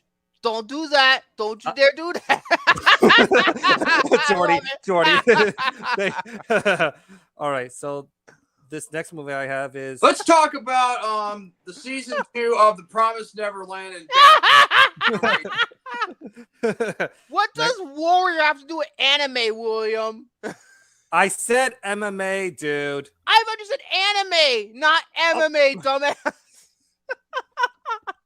Oh my Victor, I'm gonna slap the shit out of you. Yeah, probably well deserved. Yeah. So next player is Warrior. I've never seen this. I've seen a lot of Gavin O'Connor's other movies. I love that guy's directing, especially The Way Back. That movie is just phenomenal. The Accountant is pretty good. Oh, This movie I haven't seen. Oh, I actually love The Accountant. I think I don't know why that movie got shat on. It's okay. I mean, it's decent. Well, didn't I don't know if it got literally. It got shat mixed on. reviews. It didn't get negative. Yeah, but I thought it was underrated. I thought it was pretty decent. I like nothing special or anything, but The Way Back, that movie is just fucking phenomenal. Yeah, but Warrior Who's in this movie? Warrior is a great movie. It has Warrior is Tom Hardy, Joel Edgerton, and Nick Nolte. Wow, that's a pretty good cast. Yeah, great cast, and I highly recommend this movie too. Oh, I mean, I've been meaning to see it for a little bit, honestly. I haven't gotten a chance to, and there's also a TV show based on it coming out soon, I think. Oh, Frank Grill's in this movie and Jennifer Morrison? That's a good cast. Yep, they sure does. Next movie is another movie that we talked about, Braveheart. Yeah, great movie. Great movie. Yeah, no introduction there. Yeah, no introduction. But show the fucking. But I will say this though, even though Braveheart, won Best Picture, I don't think they nominated Toy Story for Best Picture. No, they did not. They did not. They did not. Because that movie is a revolutionary in It's animation. a revolutionary.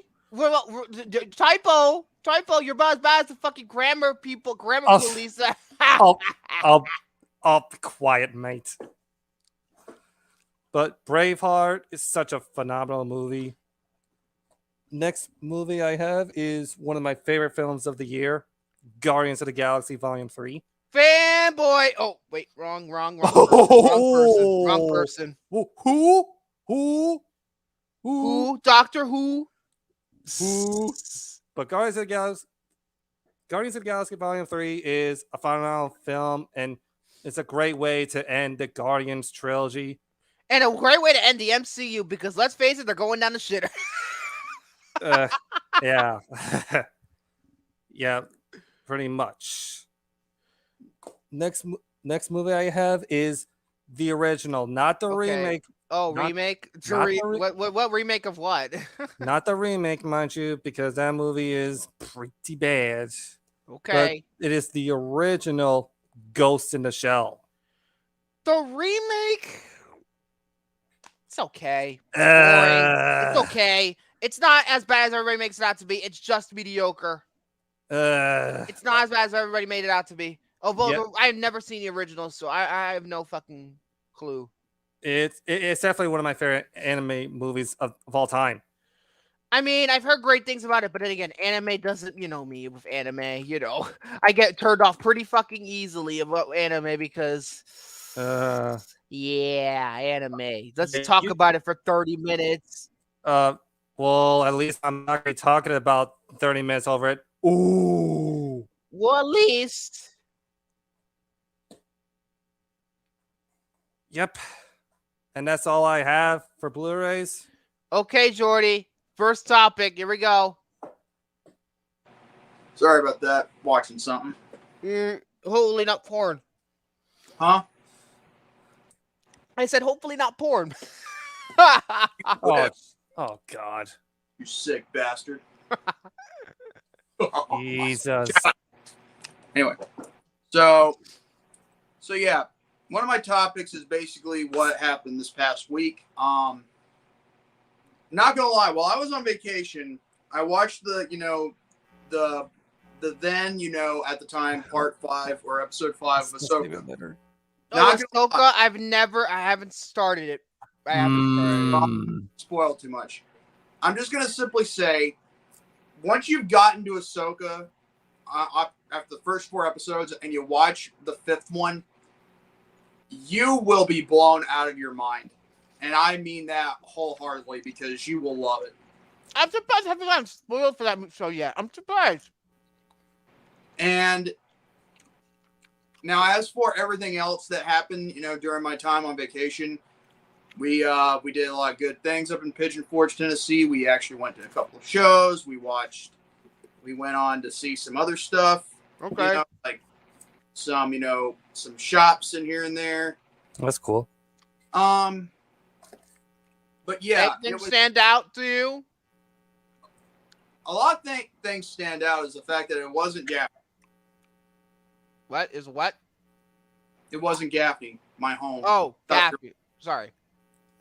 It's fine. But anyway, so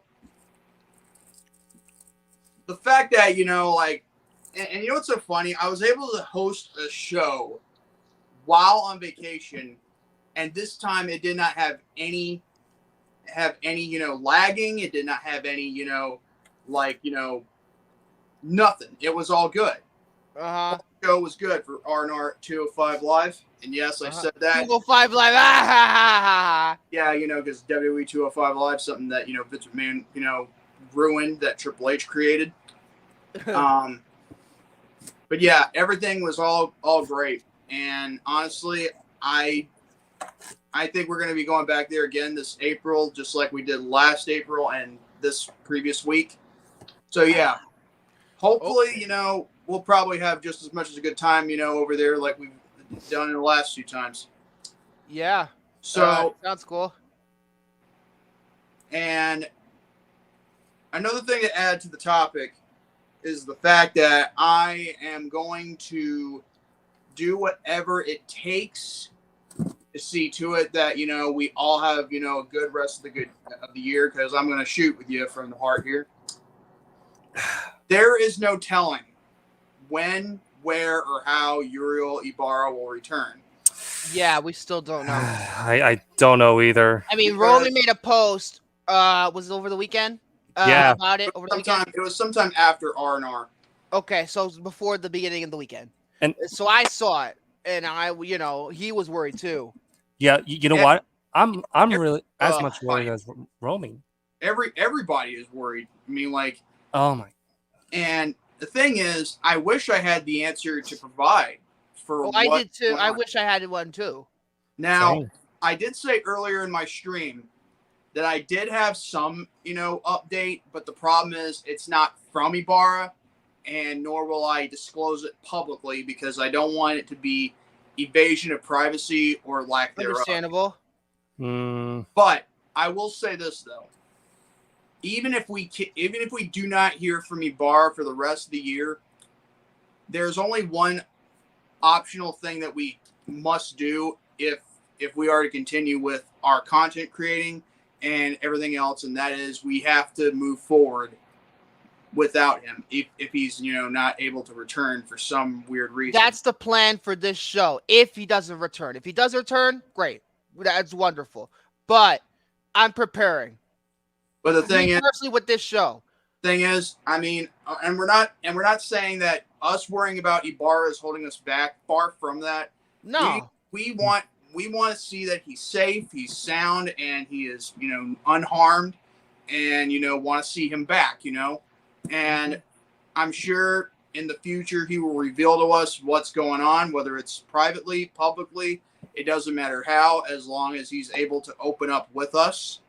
But as far as I'm concerned, we have to, do what we can to thrive and create content, if he's not able to return. So that goes the same for Rant and Rave podcast. That goes the same for, everybody else's projects, whether you are or are not in the network community.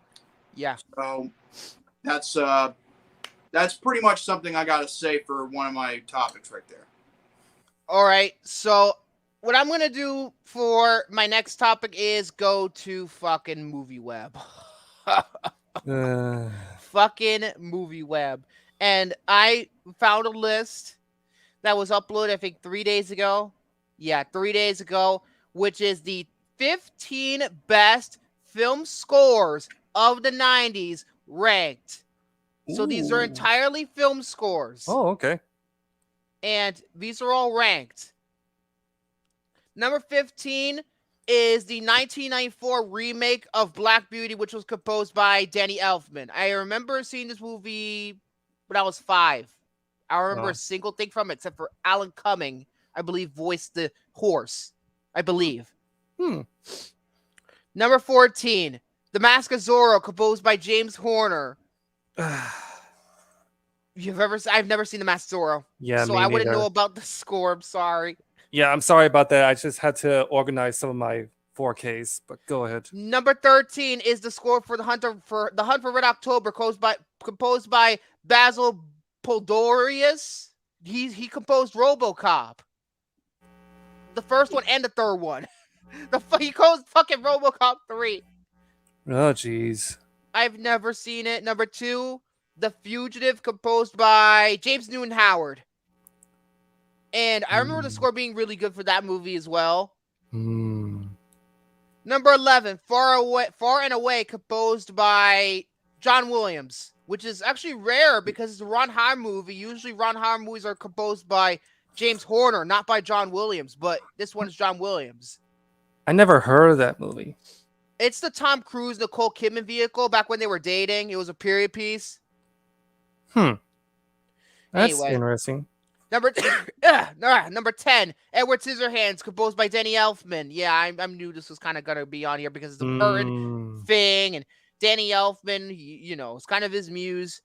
Number 9, Father of the Bride, composed by Alan Silvestri. They're putting both of the movies on here, Father of the Bride and Father of the Bride Part 2. So I want to see these movies, but I haven't got a chance to see them. So number 8 should be higher. The Matrix, composed by Don Davis. I agree. It's iconic. It's really iconic. Although the article claims that it was also composed by Graham Revell. I don't know if that's true or not. Don Davis has sole credit on the score. I don't know if Graham Revell actually helped him. I have no idea. Or just Movie Web being a fucking typo drunk ass. Either way, the Matrix score is iconic. The main theme is iconic. And yeah, number 7. Oh, great. This is Oscar bait. The Piano, composed by Michael Nyman. The Piano, the one where Holly Hunter's death. That's the one where Anna Paquin won her Oscar when she was like 13, 14, something like that. Oscar bait, Harvey Weinstein. Number 6. Good score, crappy movie. Star Wars Episode 1, The Phantom Menace, composed by John Williams. I will give it for the score. The score's great. The movie's shit. But I honestly, can't stand the prequels except for episode 3. but okay. Before you continue on, I will say this: Phantom Menace has one of my favorite songs from any Star Wars. Songs? There's no songs in Star Wars. It's musical pieces. We're talking about scores here.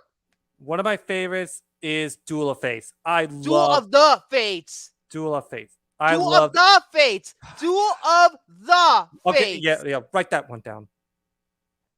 Duel of the Fates. I love that so much. Number 5, Forrest Gump, composed by Alan Silvestri. Yeah, I absolutely agree. I agree. 100%. That should Number definitely be the 4. top 5. No, number 4, this is fucking iconic to me. Toy Story, composed by Randy Newman. Phenomenal. Yes. It's not just for the score either. The songs are bloody incredible that Randy Newman did. It's just iconic. It's iconic. Number 3, Braveheart, composed by James Horner. Yeah, I knew this was coming. Yes. Number 2, Rudy, composed by Jerry Goldsmith. I think I've seen bits and pieces of Rudy, but not the whole thing. Oh, by the way, Hunter Hughes says, I believe Jerry Goldsmith also scored Total Recall, the original. No, I think it was talking about somebody else, not Jerry Goldsmith. Although Total Recall was it composed by Jerry Goldsmith? Was it's it? Paul Verhoeven because I think it is. I think it is because it's Paul Verhoeven. Oh, okay. I think it is. Let me see. Oh, okay. Yep, it's Jerry Goldsmith. Yep. Yep. I knew it. Number 1, Schindler's List, composed by John Williams. Yeah, I absolutely agree. With that being said, there's a lot fucking missing here. Jurassic Park, John Williams. Where the fuck is that? Thank you. Back to the Future Part 3, Alan Silvestri. Where is that? I would argue fucking Hans Zimmer, The Lion King. Where the fuck is that? Or fucking every single Alan Menken Disney musical thing. That includes Beauty and the Beast, Aladdin, Pocahontas, The Hunchback of Notre Dame, and Hercules. Where's Terminator 2? Oh That's my another god, that great is one. unacceptable that it's not on there. Wow. That is unacceptable. What else? Um Marco Beltrami for Scream. What the fuck? There is too many fucking missing here. What the fuck? I mean, you could pretty much put in most of John Williams' music on there, such as for Saving Private Ryan. Saving Private Ryan. I forgot about Saving Private Ryan. Also, what about Amistad? You ever seen Amistad? I think I'm very familiar with that one. Let's see. Other scores I'm not thinking. David Arnold for Independence Day. That's a really fun score. James Horner for Titanic. Mm, Fucking Mark Mencia for Speed or Tarzan. yeah. Or fucking let's see. Let's go to like 1999 movies. What about the score for The Green Mile? Was that Ooh. Thomas Newman? I think it's Thomas Newman. But Starship Troopers? Yeah. The Nightmare Before Christmas, Danny Elfman? Yeah, I can see people saying that. I can. Deep. No, I wouldn't put Deep Blue Sea at best scores at 90s. Deep Blue Sea. It's a good movie, but I don't remember the score that much other than the beginning. Other than that, you said John Williams, Stepmom. He composed that. I think that's a good score too. Let's see.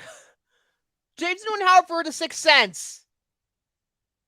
I'm pretty sure it's James Newton Howard because he did almost all. Bad Boys. That's another great Mark Mencina score. Another Mark Mencina score that should have been on here. Twister. not bad. Twister score, phenomenal. That's a really good one. Let's see. Am I ever things that I'm missing that I can think of right now? Let me Fuck. see. Let me see here. Let's see. I'm just going to the Yeah, I list. know. What about Hans Zimmer for Crimson Tide? Oh, I got another one. Howard Shore for 7. Howard Shore for Single White Female, but then again, I love that movie, so or the Dust Brothers for Fight Club.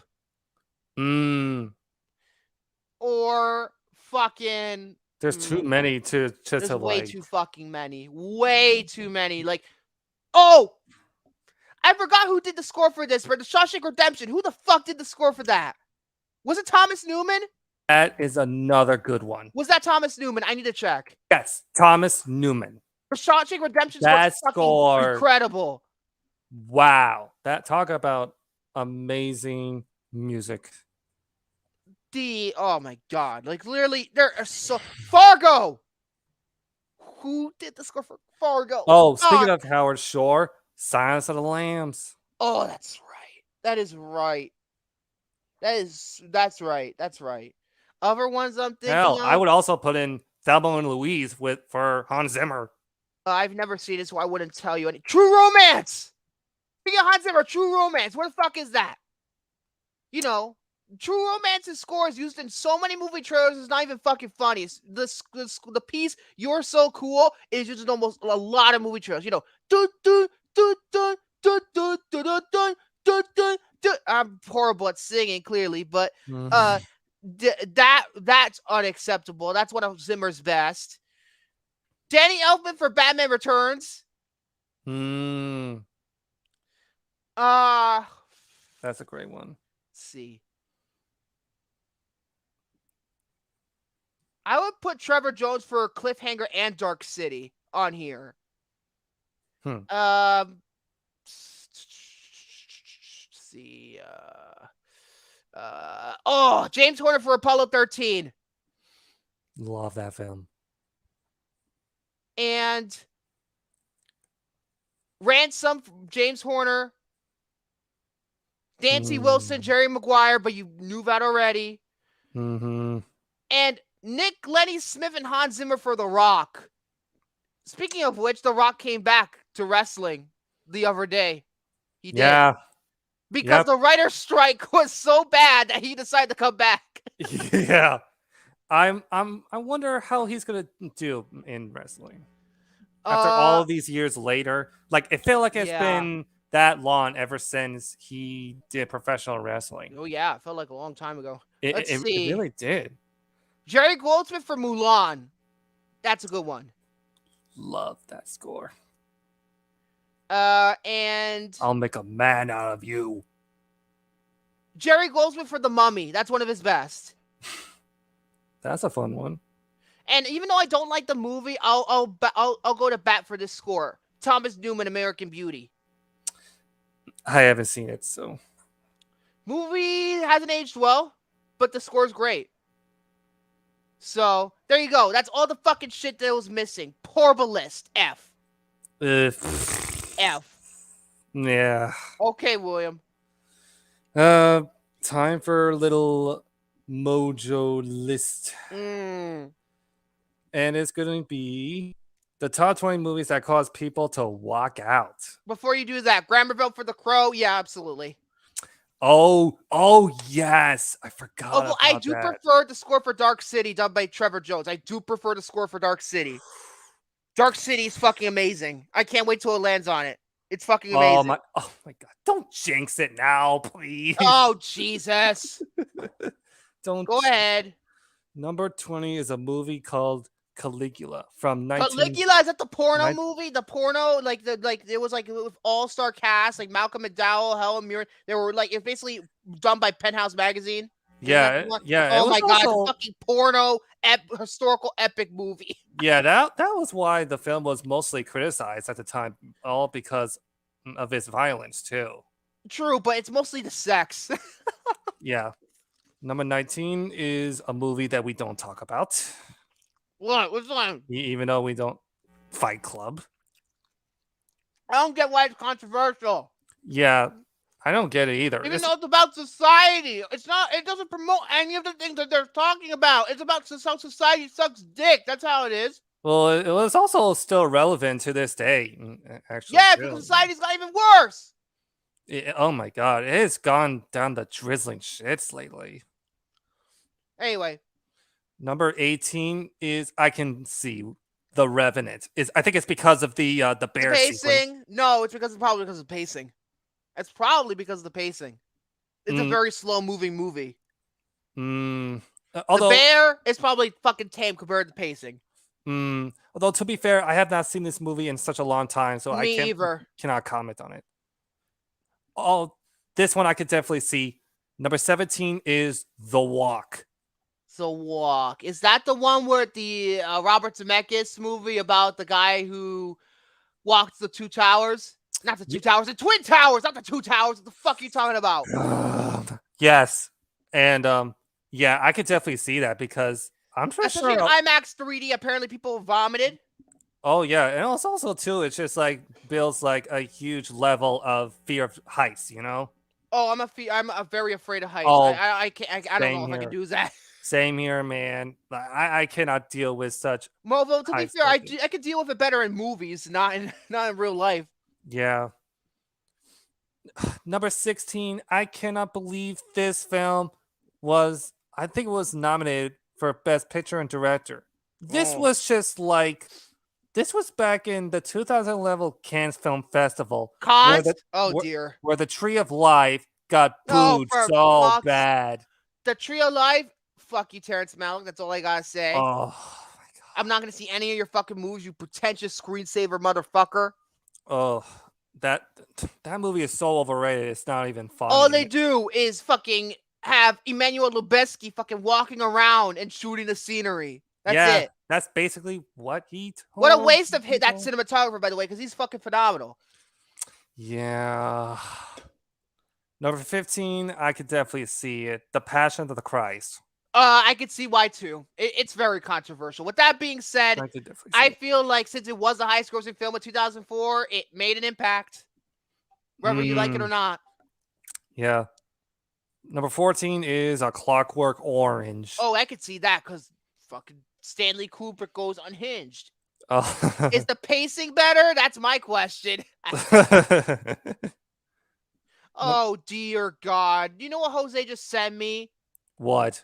That live sports are coming to Max. Just when it couldn't get any worse, and out of all desperation, Max decided to add sports. It's Max is dead at this point. It is dead. Why did they sell all those movies to Amazon Prime the other day? Jesus. Yep. Number 13. Oh, Pink Flamingos. Oh, I'm not touching that movie. You're never gonna see that on this show. It's banned. I am not touching that movie with it. I am not gonna watch somebody. What happens in that movie where somebody eats shit? Literally eats shit on camera? Yes. God damn it. I am not watching that movie. I'm sorry, I can't get that guy. I'm sorry. Yeah, I honestly don't get. I don't get his appeal. I really do not. I really don't. Number 12, I could definitely see it. Swiss Army Man. Oh no! Fuck that! Fuck that! After Everything Everywhere All at Once, I can't deal with those filmmakers again. Hold on a second. What'd you say? Swiss Army Man. You know what? I gotta find it. Swiss Army Man. Those directors are overrated as fuck. Everywhere, everything, everywhere, all at once. Fucking overrated as shit. I don't care if anybody comes after me. I don't care. I'm making that public. It's overrated as fuck. It's the most overrated film of this decade. Best Picture, my ass. Maverick should have won. Well, no. If I had it my way, Scream 5 would have been the best picture, but of course we can't do that because it's horror film. Oh my God. This is why I don't really watch these type of shows nowadays. I don't watch award shows for very good reasons. And you have a great amount of reasons to not watch them. Maybe I'll go over that someday, but today's not that day. Go ahead. Yeah. 11 is Antichrist. Moving along. Oh, fuck Lars von Trier. Fuck that motherfucker. Moving along. All his I found it. I found it. Nope. Oh, dear. This ought to be good. 13 is, oh no, Swiss Army Man. Oh, shit! Oh, yeah, you got a fucking fart fetish or something? Moving on. Fuck that movie, too.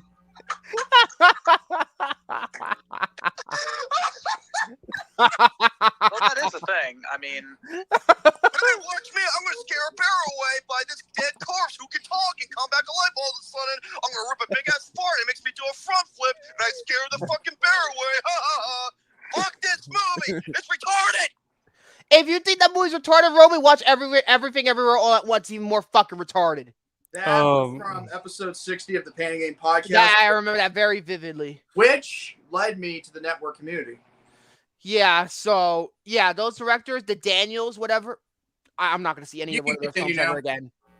So, yeah, here we go. Continue. Number 10 is 127 hours. I can definitely see that because you people are going to be really, like, disgusted when James Franco cuts off his arm. Oh, man, but that movie is a phenomenal movie. It really is a phenomenal movie. I think it's probably my favorite Danny Boyle film, other than Trainspotting's my favorite. That's my number 2. Number 9 is Raw. Moving along. Oh no, fuck that. And fuck Titan even more. The fucking same director. Yeah. Fucking a car gets you knocked up and pregnant. Moving along.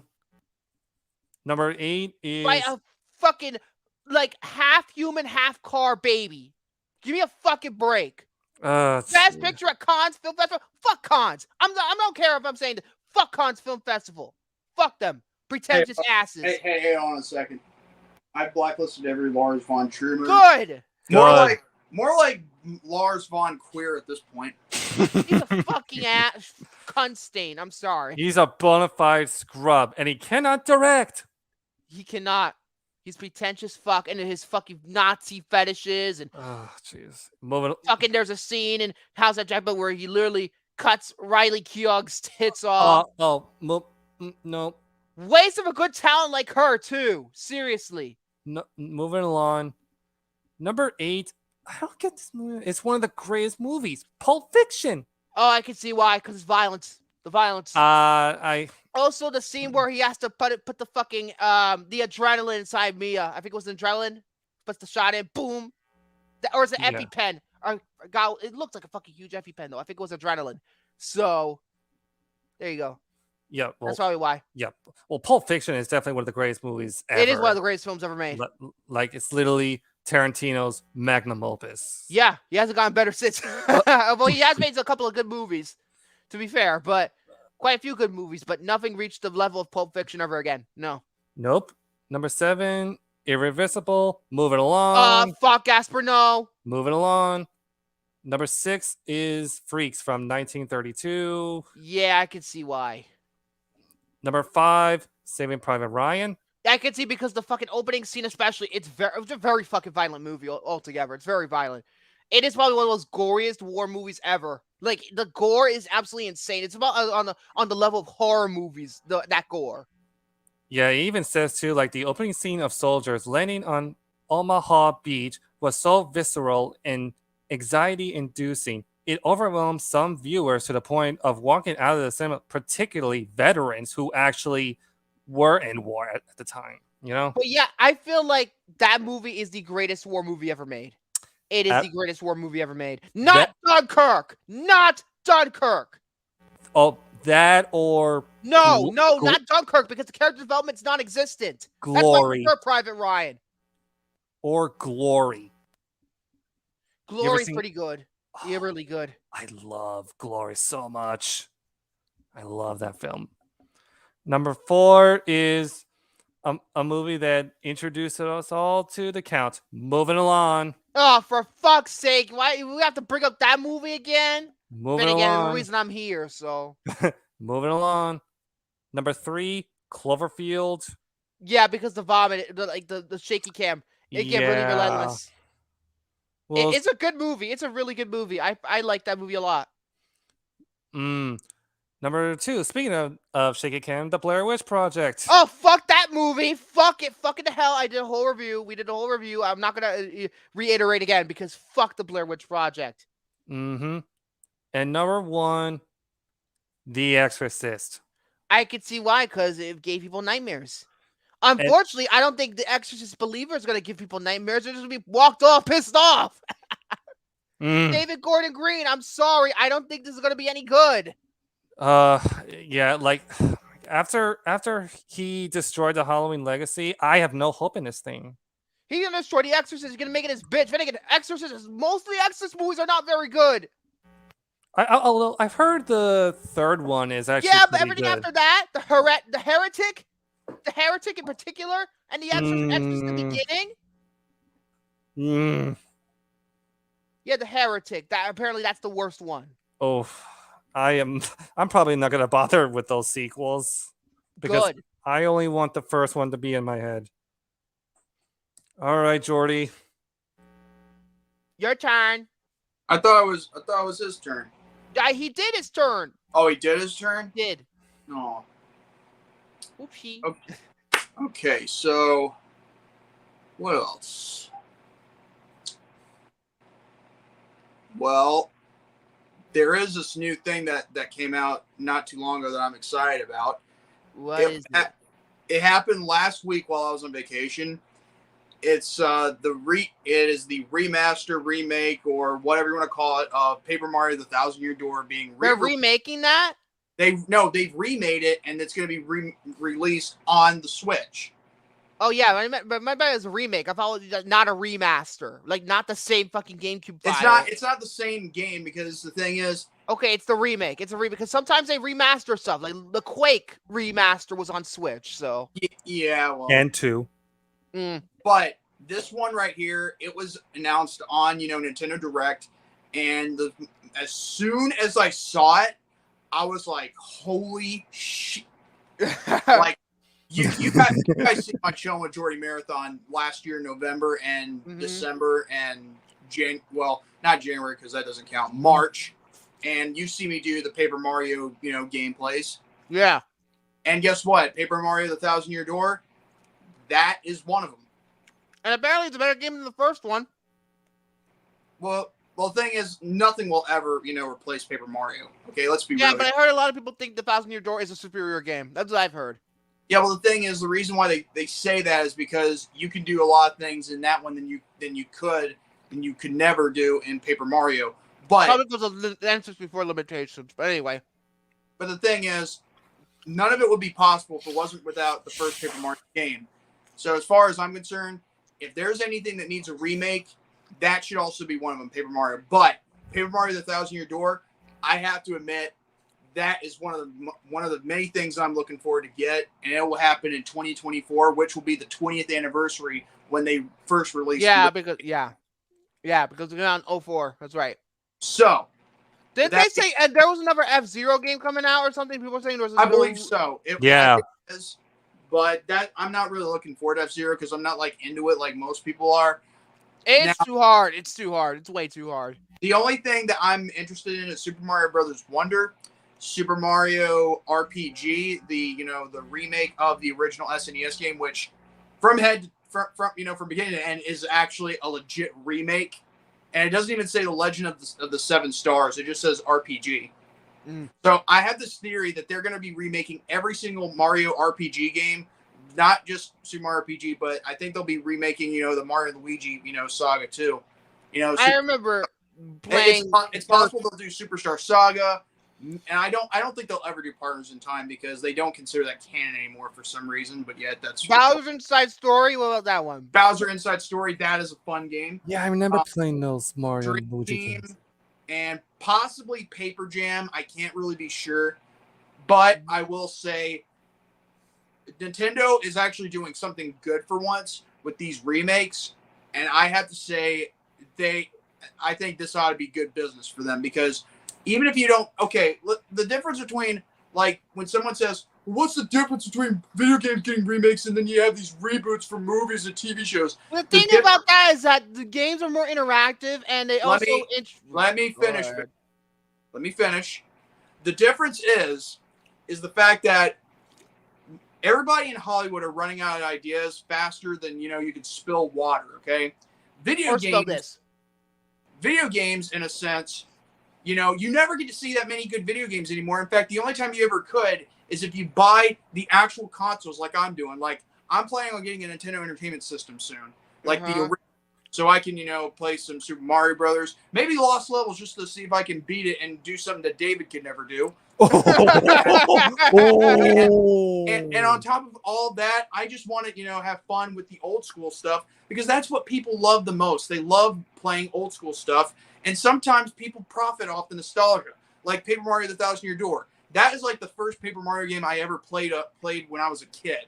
And if that's coming from me, I'm more excited to play that, when it comes out next year. And you can bet your last bottom dollar on your freaking ass that I will be alive to see that happen. Uh-huh. So, as far as I'm concerned, the video game remakes and all that, sure, may or may not be necessary, but it is good for profit and it's good for business. Because here's the thing. Nintendo has done a lot of things to come up with new ideas when it comes to Mario, Zelda, or even Yoshi, Kirby. I mean, but at the end of the day, they know how to do business and do business right. While Hollywood, on the other hand, does not do business. Why? We're in a fucking strike. Yeah, but that, and also they're trying to remake other stuff when there's no need for a remake or a reboot or whatever. Because there's a lot of problems. I'll talk about it some other time. They've been running out of ideas for years, and they don't know how to profit off of something that's old. Like, you want to see how something that you could do in the movie theaters, have, other certain movies that have already been released before in theaters go back into theaters, like Willy Wonka and the Chocolate Factory. Disney's doing that with some of their reissues this year. Or even better, why not try, let's see. We've mentioned this earlier, right? The Mask of Zorro. That's a good film. Yeah, it's a good. I mean, I've never seen it. I have it. I've never seen it. I wish to see it though. And then there's other films, out there. Like I have one. I have one that did business. What about this one? Was a reissue. I'll even say this just to get freaking Victor all to get all excited. Jerry Maguire, do a re-release of that. I mean. Maybe you could put Lost in movie theaters and show 5 episodes in a week. Or it is going to be a waste of my money. No, you better go.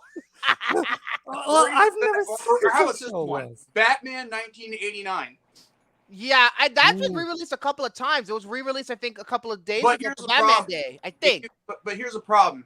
The only time you've ever seen a movie, the only time I've ever thought of seeing a movie that's been re-released in theaters was Spider-Man: No Way Home. Remember that? Yeah, it was the $3. It was the $3 ticket day. I remember. And the thing is, that's what they should be doing with these certain movies that have been box office.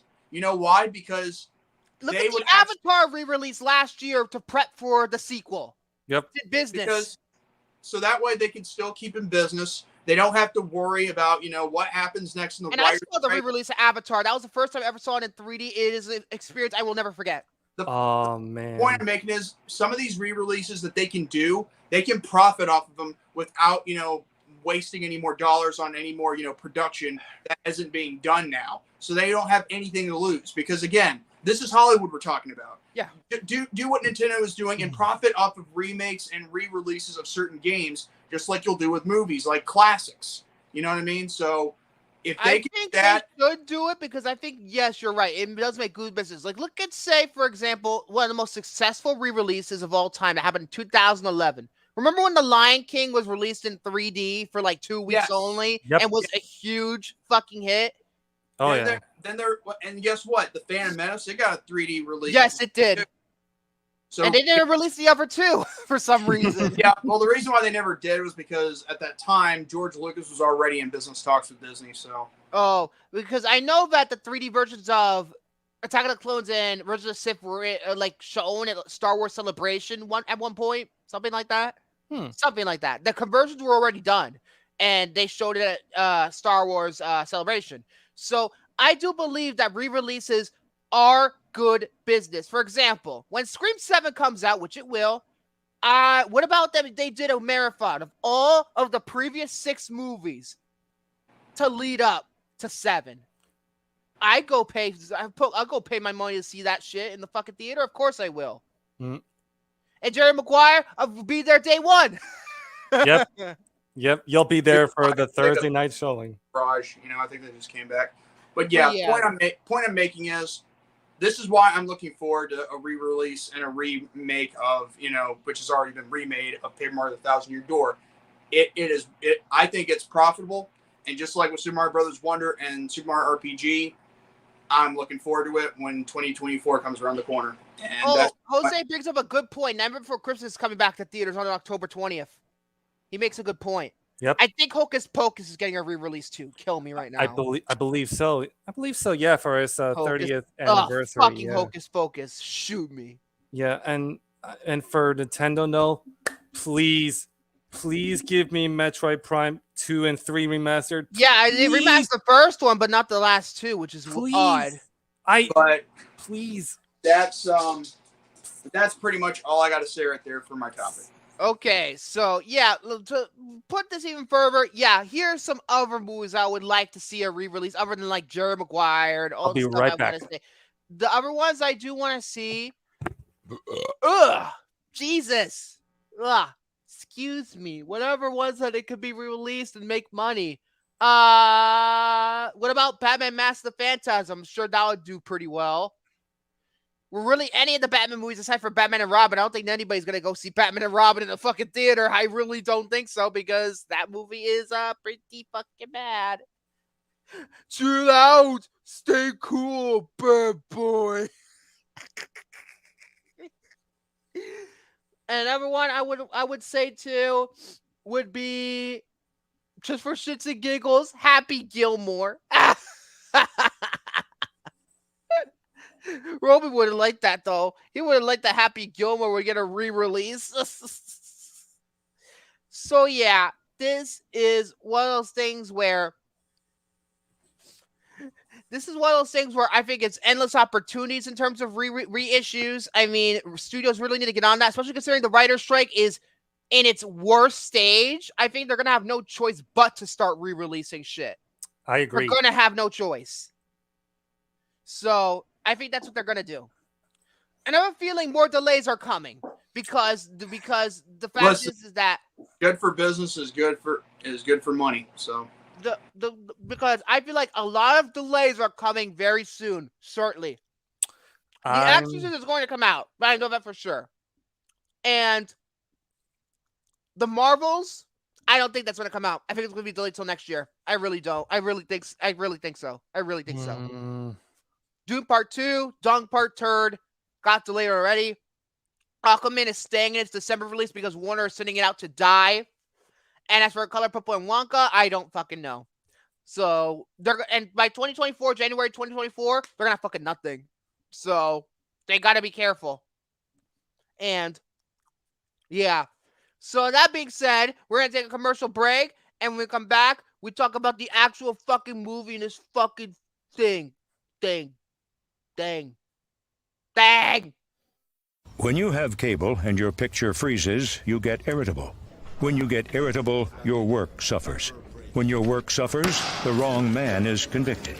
When the wrong man is convicted, he has time to think. When he has time to think, he thinks about you a lot. And when he thinks about you a lot, your house explodes. Don't have your house explode. Get rid of cable and upgrade to DirecTV. Call 1-800-DirecTV. The Great Escape Game. Make 'em, take 'em to the factory. Mash 'em, now the history. A little, and now you're a little out of shape. That's the way you do it when you play the Great Escape. The Great Escape Game. Race through the crazy jam factory without getting sliced, squished, mashed, or mushed. Hey, this is fun. I'm almost done. Maybe you won, you're not too late. That's the way you do it when you play the Great Escape. That is the most deranged commercial I've ever seen. Oh my god. It is deranged. Oh my god. You saw the fucking chopping them off and stomping on them. Oh my, that is the most R-rated kids commercial I've ever seen. So the Play-Doh version of Sausage Party. Oh my god. Wow. In reality, though, like seriously, that commercial, I'm surprised it didn't get banned. I'm surprised. Oh jeez. I'm surprised it didn't get banned. So here we go.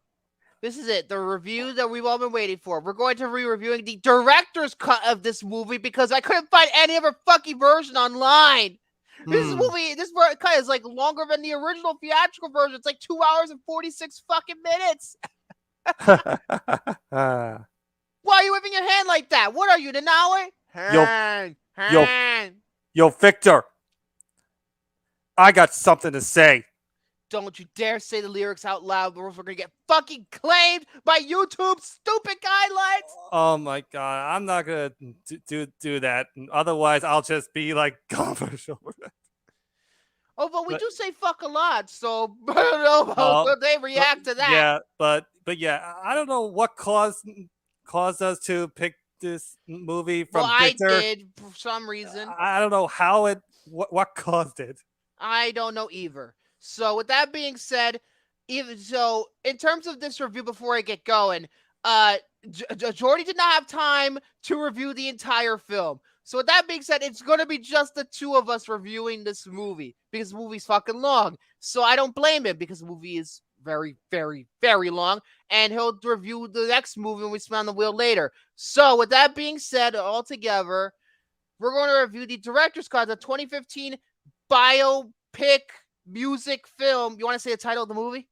Straight Outta Compton. Poopy. Just hit that first beat hard. You cruising down the street. Spinning records ain't paying the bills around here. I get paid. $50. It's a start. Hey, Q, what you a poet now? The flyest one, you know. Cruising down the street in my 6'4". Hey, that was dope, eh? Straight out of Compton, crazy motherfucker named Ice Cube. From the gang club with attitude. You have a unique voice. The world needs to hear it. What do you have in that bag? Are you kidding me? You can't take that in a bus. Easy is his name and the boys coming. Straight out of Compton. How you go from selling rocks in the dope house to eating dinner in the White House? We can keep going, man. We can take over the world. As I leave, believe I'm starving, but when I come back, Lord, I'm coming straight out of,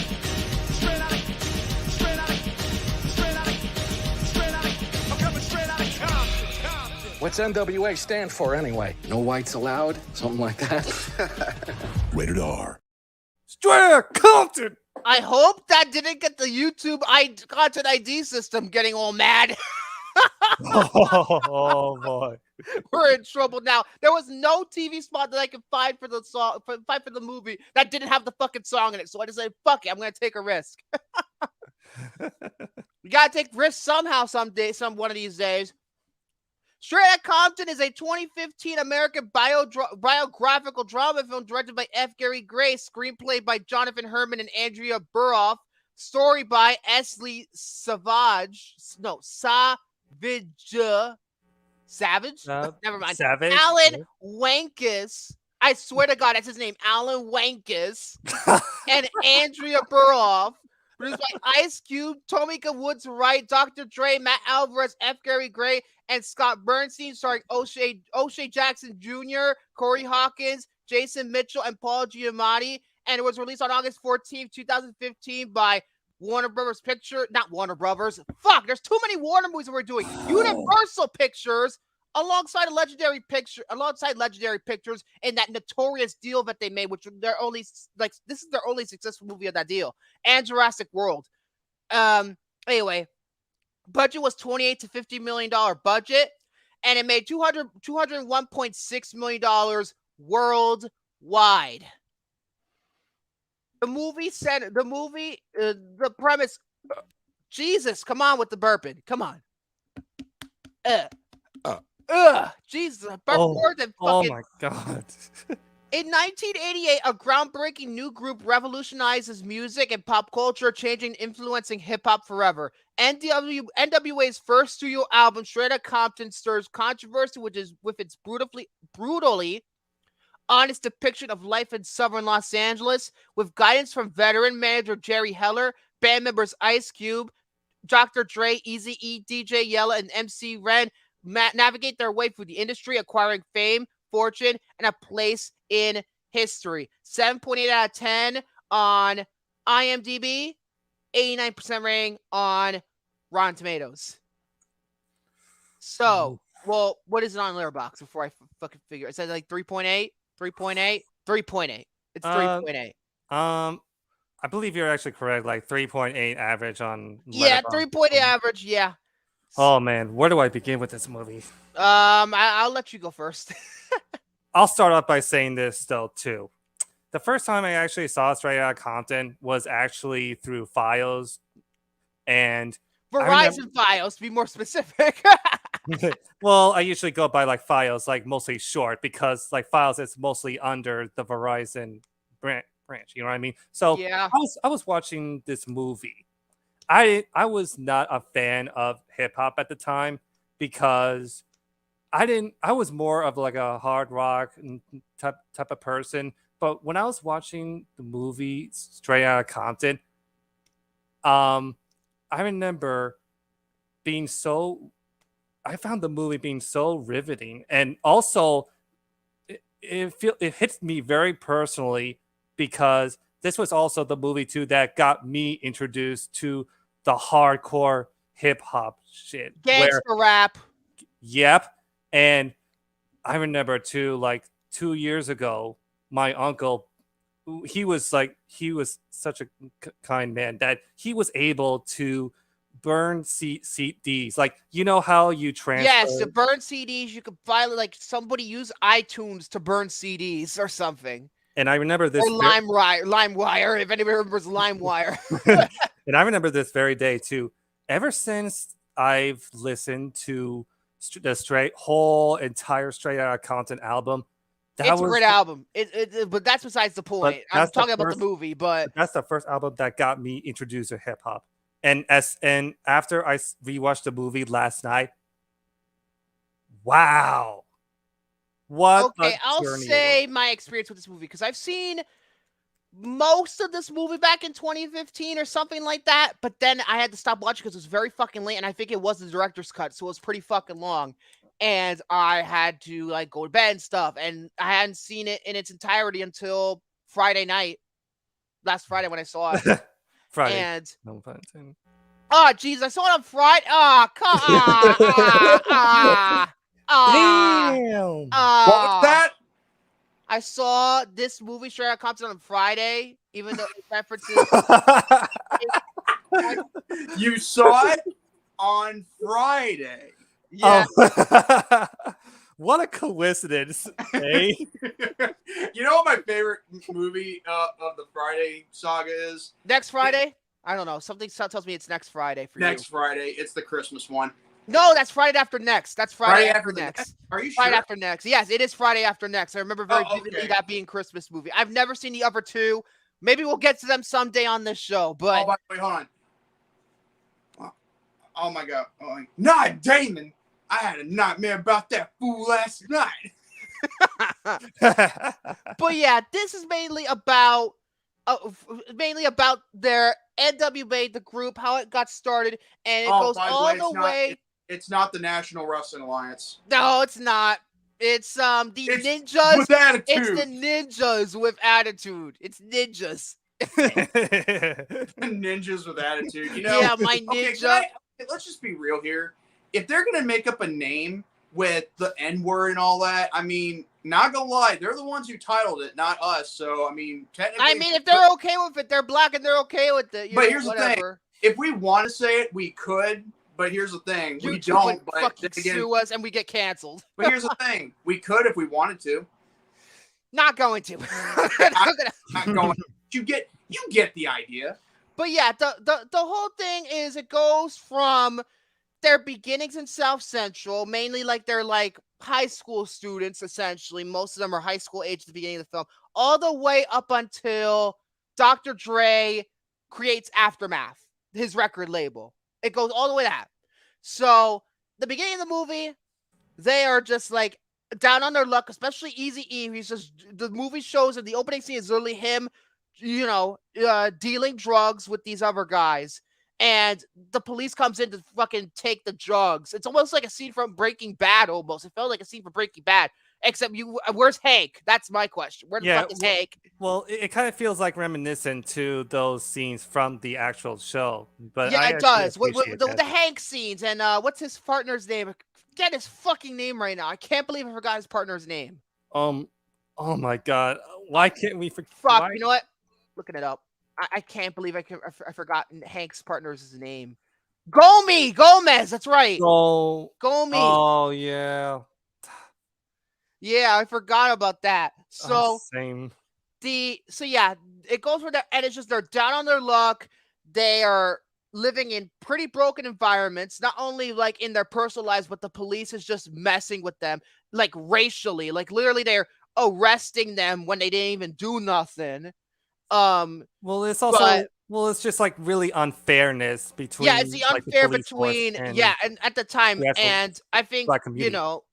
especially at that time, Yeah. right before Rodney King and all that, and the whole thing is that they really kind of want to become like Dr. Dre wants to be a DJ, and he's a DJ at this like nightclub with the owner is like, no, don't play that gangster shit or something. He says something about those lines in the movie.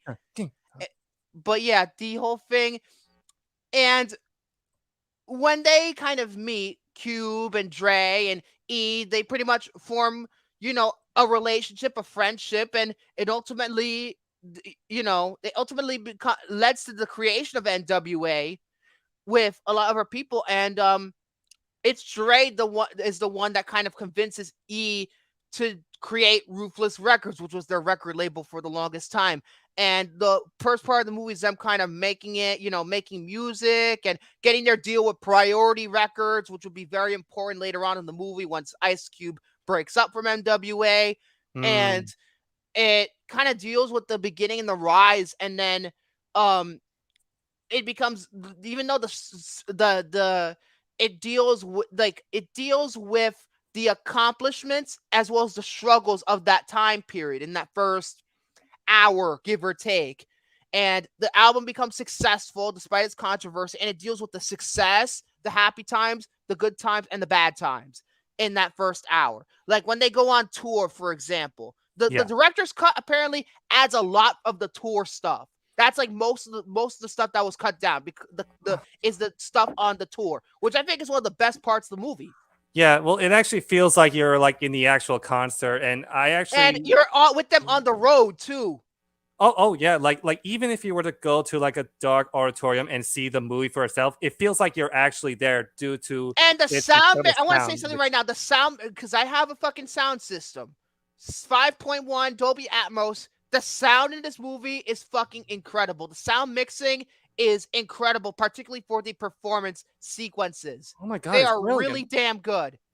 And I gotta give credit where credit is due. Some of the rapping in the movie, some of it, of course, comes from the actual NWA tracks, but some of them is actually the cast actually doing it. Yeah. Like, for example, when they perform Gangsta Gangsta, I believe, or was it Dope Man? One of those two. No, it's Dope Man. And that's actually them. It's not the track. It's actually the cast rapping to the lyrics. And they surprisingly pulled off really well, especially when it comes to like having their own take on these songs, Yeah, and the tour, it goes like the good times and the bad times, and they're like, doing the things you normally do. After you perform, you fucking do a lot of drugs, you have a lot of sex, and it kind of deals with that. And two, it also deals with the stuff like the FBI trying to track down the NWA because they demand them not to perform "Fuck the Police" because of obvious fucking reasons. And it leads to that one iconic scene, which with William just referenced, where they're on the stage, they tell the audience that they can't fucking, they're telling us not to, they're telling us we can't perform these fucking songs, and then it's Ice that says, Dre, what up, brother? I got something to say, and then it abruptly goes to they perform "Fuck the Police" regardless, and it's an intense scene because the police literally shoot gunshots halfway through, and it's all a big chase. Oh my god! Like even too when Ice Cube performed the actual song, you can tell like in the facial reaction from the police officer. They're not happy. They're not happy at all. I am about to kill one of these motherfuckers. They're not happy at all. Even though it's just a fucking song, calm down. Like it's just like they say in the movie. They're only telling them what is going on in the hood. That's what their music is. It's about what's going on in their hood at that time. That's what it was like. It's not like they're promoting all this bullshit. They're not promoting violence. They're not promoting fucking abuse against women. They are telling it like it is. And they, of course, the whole thing about freedom of speech and that they use the freedom of speech. They use the First Amendment a lot in this movie. Yeah. And they ultimately, after that chase, they get arrested, but they have smiles on their faces because they literally almost like victory. Even though they got arrested, they almost was like a victory because they performed the fucking song. They defied the police.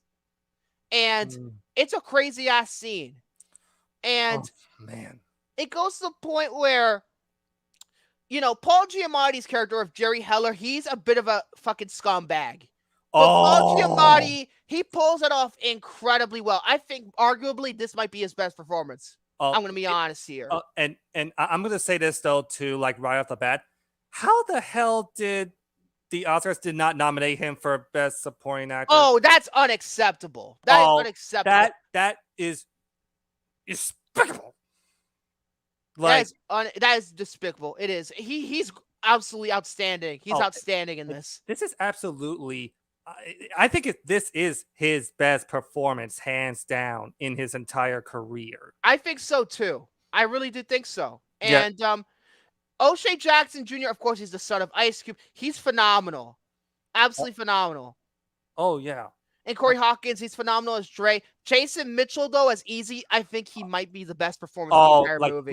I think he is. Like, I think he steals like the entire movie, especially during when he was only nominated for one award, Best Original Screenplay. That's it. I believe that was the only nomination it got. I believe it was the only nomination, Best Original Screenplay, and it didn't even fucking win. That's a crime not to nominate Paul Giamatti for Best Supporting Actor. That is wow. Yeah, the performances are fucking fantastic. Oh, absolutely. Even like you have in this movie, Lakeith Stanfield plays Snoop Dogg, which I don't know how I feel about that, but that's like the first movie where a lot of people noticed Lakeith Stanfield, and now he has a great career in movies right now. But he plays Snoop, and I don't really see the comparison. He doesn't even look like Snoop. Yeah, like he doesn't have like, you know, like the look and long hair and all that shit. Like he does not like, you know. Yeah. Although I will say in the director's cut, there's a scene with Tupac, and the guy who plays Tupac looks exactly like Tupac. Yeah, he looks very almost like identical to Tupac. Like I was actually surprised, like how the actor. I'll get to all that later in terms of Tupac, but I just want to say that he really does look like Tupac. Oh yeah, he absolutely. It's a better Tupac movie than All Eyes on Me, his actual biopic. I've heard that movie is not that good. I heard it's really not that good, but anyway, the movie halfway through kind of deals with the fallout of NWA. Mainly with Ice Cube. Ice Cube and Jerry Heller fucking screwing over Ice Cube because he wants him to sign his contract without legal representation because he's screwing him over, obviously. So Cube, he kind of quits the group and he convinces the guy from Priority Records, Brian Turner. That's the guy, the character's name. And to sign him directly to Priority. And then he did. And then it goes on to kind of showcase briefly his making of his debut studio album, America's Most Wanted. And that's really interesting. And I've actually, believe it or not, I'll say this now. It actually, after watching this movie, actually got me wanting to listen to some of Ice Cube's solo material. And I listened to America's Most Wanted in its entirety. It's a great album. It sure is. But his second album, I heard Death Certificate's even better. Oh, it's even better, man. Like every track, and it deals with Death Certificate in a way, because not long after that, he decides, you know, because he talks to Brian about he wants to get a bigger payday for the second album, and he's pissed off because not only because one, he's not getting it, number two, NWA fucking dissed him, and that's what led to the creation of his song No Vaseline, where it's pretty much just a diss track of NWA. He calls them out like disses them the entire track. There's a scene where the remaining NWA members listen to the track and they're stunned by what he has to say in that song about them. It's crazy. Yeah, it really is crazy. Like how that song deals with those type of things that Ice Cube was all of his dedication into that song. Yeah, and it kind of briefly delves into like Ice Cube's conversion to Islam. Not too much. You could have done a little bit more with that, but then again, the movie's already very long to begin with. And then it kind of at the there's 20 minutes there where it deals with the LA riots and what the characters are going through at the time, because it kind of culminates that whole police kind of storyline, because it's never really mentioned again after Venice because the LA riots. It led all the brutality and stuff led to Rodney King and all this other shit, and it in a way united the hood.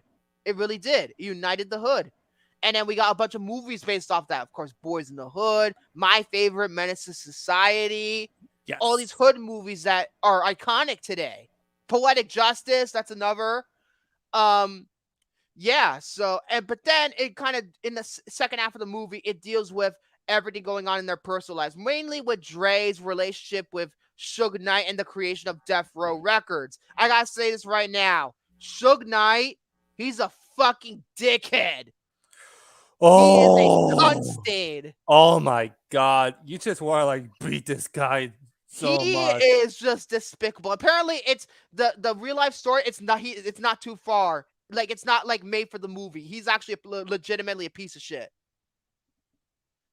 To the point where apparently recently Snoop Dogg got the rights to Death Row over Suge Knight. Nobody likes him anymore. Oh, so, jeez. So but this movie did a lot of damage towards him, and Suge Knight does a lot of crazy shit where he has a dog fighting ring. They're partying in the recording studio instead of doing work. It's just a dog, and they're doing drugs and embarrassing people. Like, there's this guy they're embarrassing, like he's in his underpants, and they're embarrassing him, and they have him basically at gunpoint. You know, it's just, and Dre has had enough. He's fucking pissed off with Knight and with all the other people, and you know, and then of course it deals with the second half also deals with E's kind of fall with Jerry Heller, and then his struggle with AIDS, or HIV, not really AIDS, but him dealing with him getting diagnosed with that, and his ultimate death. And it also kind of deals with, you know, Cube, you know, finding a new place in his life, a happier time in his life. Him writing Friday, even. Yes. There's a scene where he's actually writing Friday. Yep. And there's actually a By Felicia reference even earlier in the party scene where, you know, the guys who are when they're on tour and they're partying and having sex and stuff, and these group of these gang members say, they're wondering, where's Felicia? And they after they bother them about and scare them away, I think it's Ice Cube who takes Felicia and kicks her out and says, "Bye, Felicia." And it's funny you said that too, because like the infamous "By Felicia" quote was actually ad-libbed. For this movie, By Felicia and Friday is actually in the script, but in this movie, yeah, that was improvised. Yes. It was apparently improvised. So, yeah, and then it kind of deals with, you know, like I said, E finding out Heller has been screwing him over from the very beginning with the legal stuff, his girlfriend dealing with, you know, he trying to investigate what's going on with Jerry. Because at this point, before E gets out of there, everybody got screwed over. Like Dre leaves to create Death Row with Suge Knight. And it's like hold on 1 second, I got freaking text. It deals with that kind of stuff, you know, and then it ultimately kind of ends with, you know, the death of Eazy-E and a great scene where Dr. Dre finally has enough, calls out Suge Knight. He's like, "Fuck you, I'm not gonna do this anymore," and then he creates Aftermath Records. Yep. It's a perfect way to end it. Mm-hmm. And of course, in the end credits, it deals with everything that happened afterwards, like a montage. Mm-hmm. So. Yeah, but really though, too, as soon as I saw that Eazy-E got, you know, that type of disease in the film, that has to be like some of the most tragic. Emotional scenes I think I've seen from the last decade. Even Yeah. I can even call this right now is like one of the most saddest scenes of It the is last very decade. sad. It is very sad, particularly like right before he dies when Cube and Dre go to visit him. Oh my god! And even though too that disease is scary shit. And this is back in a time where they didn't have the stuff like the medicine they had to kind of prevent that kind of stuff from happening. It just happened. Yeah, well, it's also too. It's just like it wasn't really like that inventive at the time, but as the years went by, it has evolved. Yeah, and it kind of deals with that. And I think F. Gary Gray's direction overall, I think it harms back to his days as a music video director in a way, because he did a lot of videos for Ice Cube and Dre and all that other stuff. That's how he started out his career before he made movies. He made music videos. Friday was his first movie. So, yep. And it kind of deals with that kind of music video kind of thing. It's not like it's like overtly edited like a music video, say for example, Mission Impossible 2, how it's horribly edited like a music video, but it's really well done. I think the performance sequences are very well directed. And even like the more dramatic elements, it works. The screenplay, however, is the greatest part of this movie. The screenplay is it got nominated for an Oscar for a reason, because it is an incredible script. It really is. And the music is phenomenal, obviously. Obviously, what other music biopic is not going to have good music?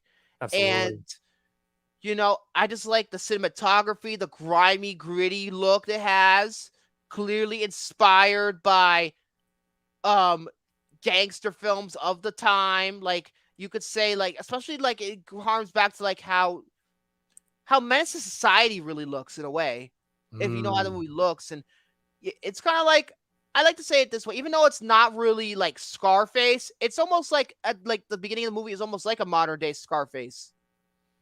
I can actually see that. Some elements. And yeah, I thought this was really well done. I thought it was fucking phenomenal when I saw it, because this is the first time I've seen it all the way through, and it's really well done. Really fucking well done. So what am I going to grade it? I'm going to go full way. I'm going to give it a 5 out of 5. I think this is one of the best music biopics of all time. Maybe even the best music biopic of all time. Nice. So, yeah, I think it is one of the best. It is. And if for a while it was the highest grossing music biopic of all time until Bohemian Rhapsody took the crown. So yeah, that's true. But then again, like before Bohemian Rhapsody was even created, I believe it beated Walk the Line in terms of like box office. Yeah, box office. I think it didn't like beat Walk the Line for its opening weekend. I don't remember, but the film overall is a 5.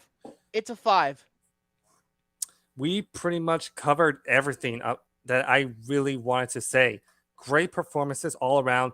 You cannot have a musical biopic without great music, and this is definitely what I think is easily the best one. Even though I have not seen Ray, I forgot about Ray. Damn it! Even though I have not seen Ray, maybe that could change. We don't know, but as of right now, this is my favorite music biopic, honestly, and that's why I'm gonna give it a 5 out of 5 as well.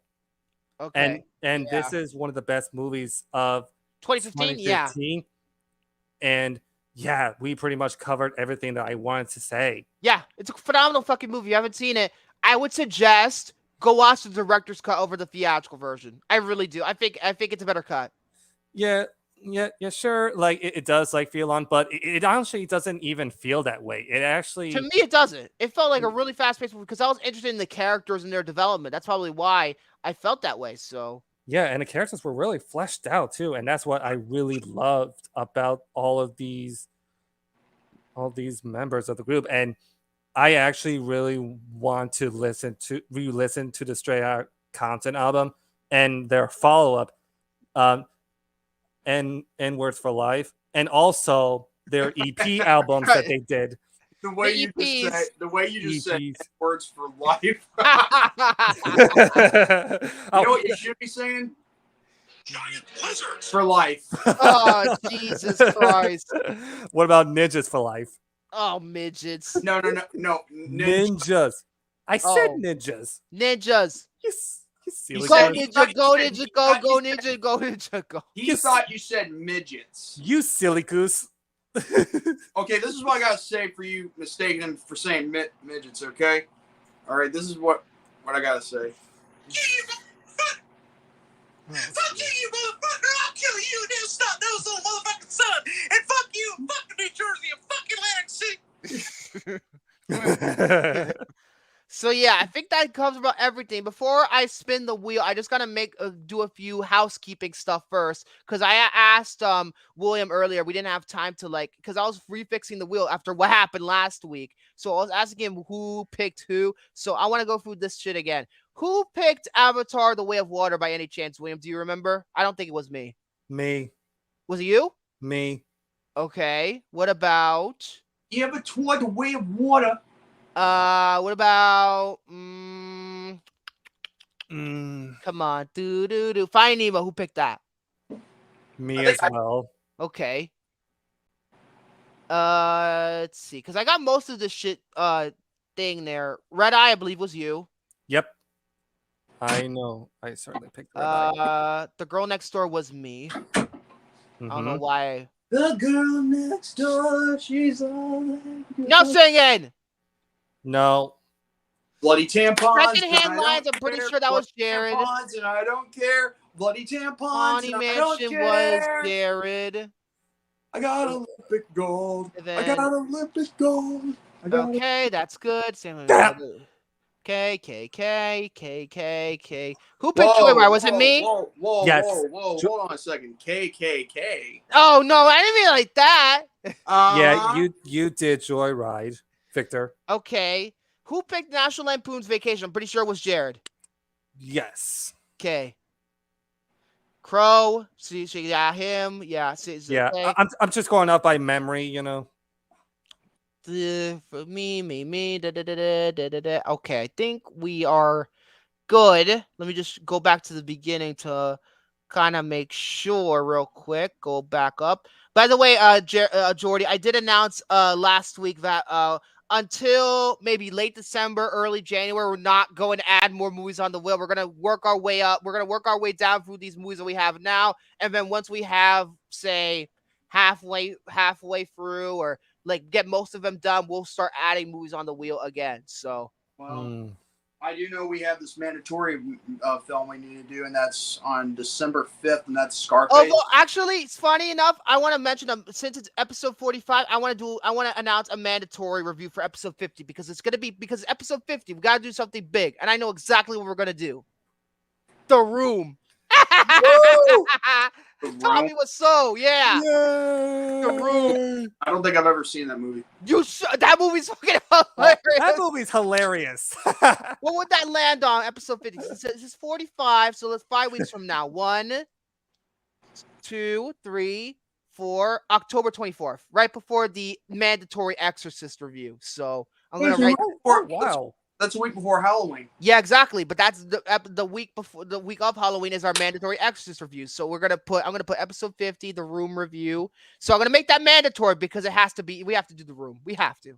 Oh, we have to, man. So I'm gonna make that mandatory. Other than that, internet. Oh, I see you, Jared. Other than me making that mandatory, let's go ahead and spin that wheel, like Wheel of Fortune. Bullshit. Misfortune. Bullshit. Wait. We're not gonna add any movies to the wheel today. I told you that we're not gonna add any until late December, early January because I was thinking because I think we've had this discussion multiple times. We should just probably delay doing any movies added to the wheel until we've done almost all of them. Until further notice. I was thinking that would happen. I was thinking the same thing, but I would think we might go through all this by January, maybe. I don't know. It depends on how many weeks there's on the wheel. So we'll just work our way through it for now, take a break, and we'll go from there. We'll go from there when we actually see, if there's enough movies, there's not a lot of movies on the wheel, we can start adding like crazy again. We'll add like crazy. There's actually another film I want to add in, but then again, I gotta save it for now. Okay. We'll do the Disaster Artist at some point. I'm not sure when yet. That could be episode 51. You mean Disaster Pieces? No, the Disaster Artist. It's a movie. It's basically about the making of The Room. That's why. Okay, now you're thinking of Deep Impact, and now we're getting Jordy. Oh, we already did Deep Impact. Okay, let me just say this: Deep Impact. Not gonna lie, my favorite scene in that film is obviously the old man getting. Jesus. I know that sounds mean spirited, but I can't.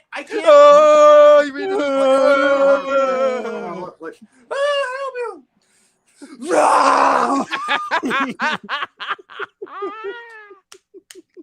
I know some people may think I'm heartless when I say that, but it's true. It's so funny. Jesus. Okay, let's just spin the wheel. 3, 2, 1. Let's just press the damn thing. Hopefully you get on a good movie, not a bad bullshit fucking thing. Okay? I can't see it. Looks like I'm going to pop up the tape. Here it is. That. Right here. Son of a bitch. It almost landed on Can't Still Dance. Damn it. We got to do it earlier than the 20th anniversary. I have the film on tape. Oh. If I flip Dusty, I'm going to probably bust this out and watch this. You're going to bust a nut out when you watch it. Too. Bust a nut. See, got the tape. I don't know if it's going to be in focus or not, but there you go. That's the film. It's a teen comedy from 1999. It was supposed to be the 25th anniversary in January, but I guess we'll do it early. And also Paul Walker's in this movie. Rest in peace. And he plays a fucking douchebag. All I gotta say is this: after it not landing on, because it was almost this close to landing on Cats Don't Dance. All I gotta say is, fuck you motherfucker! I'll kill you and they'll stop those little motherfucking son, and fuck you, fucking New Jersey, and fucking Atlantic City. Hunter does have a point. We could save that for the anniversary. But I have to look up when She's All That came out. We could save it. Wait, we can spin again? Okay, let's go. We could. Let me just check the anniversary day real quick for She's All That, because I would prefer to do it on the anniversary. Let's see. We can actually premiered on January 29th, 1999. So let's see what we got here. Let's do it. Actually, the January 29th, 2024 is a Monday, so we could do it on January 30th. Actually, you're not wrong, Jose. That is actually Bruce Pritchard's impersonation of Jim Cornette, not corn nuts, but Cornette. And you know what, Victor? I actually don't mind waiting for that. Yeah, I think it would be better to wait for the anniversary. So we'll do it on January 30th, one day after the anniversary. I think it's better to do it that way. I personally think. So we'll spin again. That'll be a mandatory review, right? Yeah, mandatory review. Okay, let's spin again. All right, hold on. Let me just type it down. I want to put this on my schedule. I'm gonna be typing this in too. Mandatory. Hold on. Review. I gotta put this in my thing right here, so I can make sure I have that on schedule. There you go. January 30th. January 30th. Okay. January 30th, 2024. It is official for January 30th. So enjoy that in 2024. One of the great episodes we're going to have in 2024. Before I spin the wheel, I got to put all this shit back. If the show lasts that long. I hope so. We hope. I mean, hopefully we'd be just fine. We don't know what the future holds, but you never know. Yeah. And I love doing this show too. Yeah, so we'll see what happens by January. Hopefully everything will be okay. Just, hey. Yeah, don't worry, Victor. Put fucking Cruel Intentions back in its place. There you go. Don't worry, it's just take your time. We're in no rush. Okay. Let's spin again. I forgot to remove She's All That, but that's okay. I'll remove it later. Come on. Mm-hmm. What? Oh, son of a bitch. Oh, Jared has to come back. It's a mandatory review. Yeah, 1 week ago. There you go. I gotta text him. Now. Well, there might not Jared will be here next week. Well, there might not be a show next week. Remember, you have to find that. You're trying to do that contest. That's right. If I win, I'm trying to get into a contest where I'm going to see the creator early. If I do not win this contest, we'll be here next week. If I win the contest, we'll push it to the week after that. If I don't win the contest, we'll be here next week. So it depends on when I get the invitation. If I win, if I don't win, we'll be here next week. So that's how it's do that. Spoiler alert, he doesn't win. Oh, come on. Don't be a fucking party pooper. Worst case, all that so I can remove it. There we go. Okay. Much better. So we're actually going to review National Lampoon's Vacation. Oh, did you remove National Lampoon's Vacation too? Yeah, I already did that. Did that. Although, to be fair, I have not seen How about National? How about I've seen only Christmas Vacation. What about National Poontang? National Poontang? Yeah. What, you don't play pie? Play pie? You don't? I'm trying to tell Jared that I landed on a movie that he fucking selected. Give me a fucking minute. You landed on a. There we go. A Poontang? What are you talking about, Jordy? Pootie Tang, that horrible movie. It's Poontang, like Poontang, like pie, like it's like you're having pussy. Oh God. Man, you guys. What is wrong with you guys? Am I the only straight man here? Oh, really? You're the straight man? Yeah, I got. Guess what? I can erect hard, to a woman's titty more faster than you can. Jesus Christ! Here's what are you, the simp that wrote the dirty love review? Oh! Wait, hold on a second. Say that again. Are you the simp that reviewed that one review of Dirty Love that I read from my Amazon reviews section? That Possibly. one simp. Hold on. Possibly. Oh my God. Jordy. Is my first name Jordy? Maybe. Is my last name Scow? Possibly. Am I now? Oh my God. Yeah. Jordy. Here's what I have to say to that easy joke. Let me make sure to save this. Oh my God. Okay. Wait. Okay, hold on. That's that part where he says, "Shut up." Hold on. Okay. Oh God. Which one is it? Was it from? It's when they were watching the MMA fight. Oh yeah, it was the MMA fight one. That's a good one. When he punches the hole in the fucking wall. Yeah, punches the panel at the door. I mean, but yeah. So there you go. Freaking MMA. So there you go. That's our review. We're gonna review. Maybe next week. Maybe if I don't win the stupid contest, we're gonna review National Lampoon's Vacation. If not, we'll see you in 2 weeks from now. Jordy, do the honors.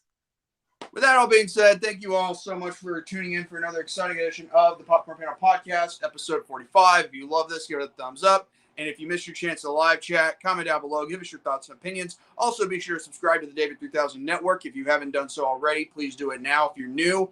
And hit the notification bell so that way you'll be notified whenever this channel does an upload, a premiere, or a live stream like this one at all times. Same goes for the Count, Victor Dalval, the Conqueror, William Braun, and yours truly, the Youngblood Outsider, Jordy Scout, a.k.a. G-Man's Jet. And with that being said, God bless you all. Have a great night and stay healthy for even better tomorrow. And once again, there's another quote I want to play on here before we go. Lizards. Hold on. Giant lizards. Oh, Jesus. No. It's this one. Sazlov! Oh, dear. Sazlov! You can't escape me! I'll chase you to the ends of the earth! Anyway, God bless Burn, you all. sir. And you guys have a great night. Burn, Saslov, burn. Good night.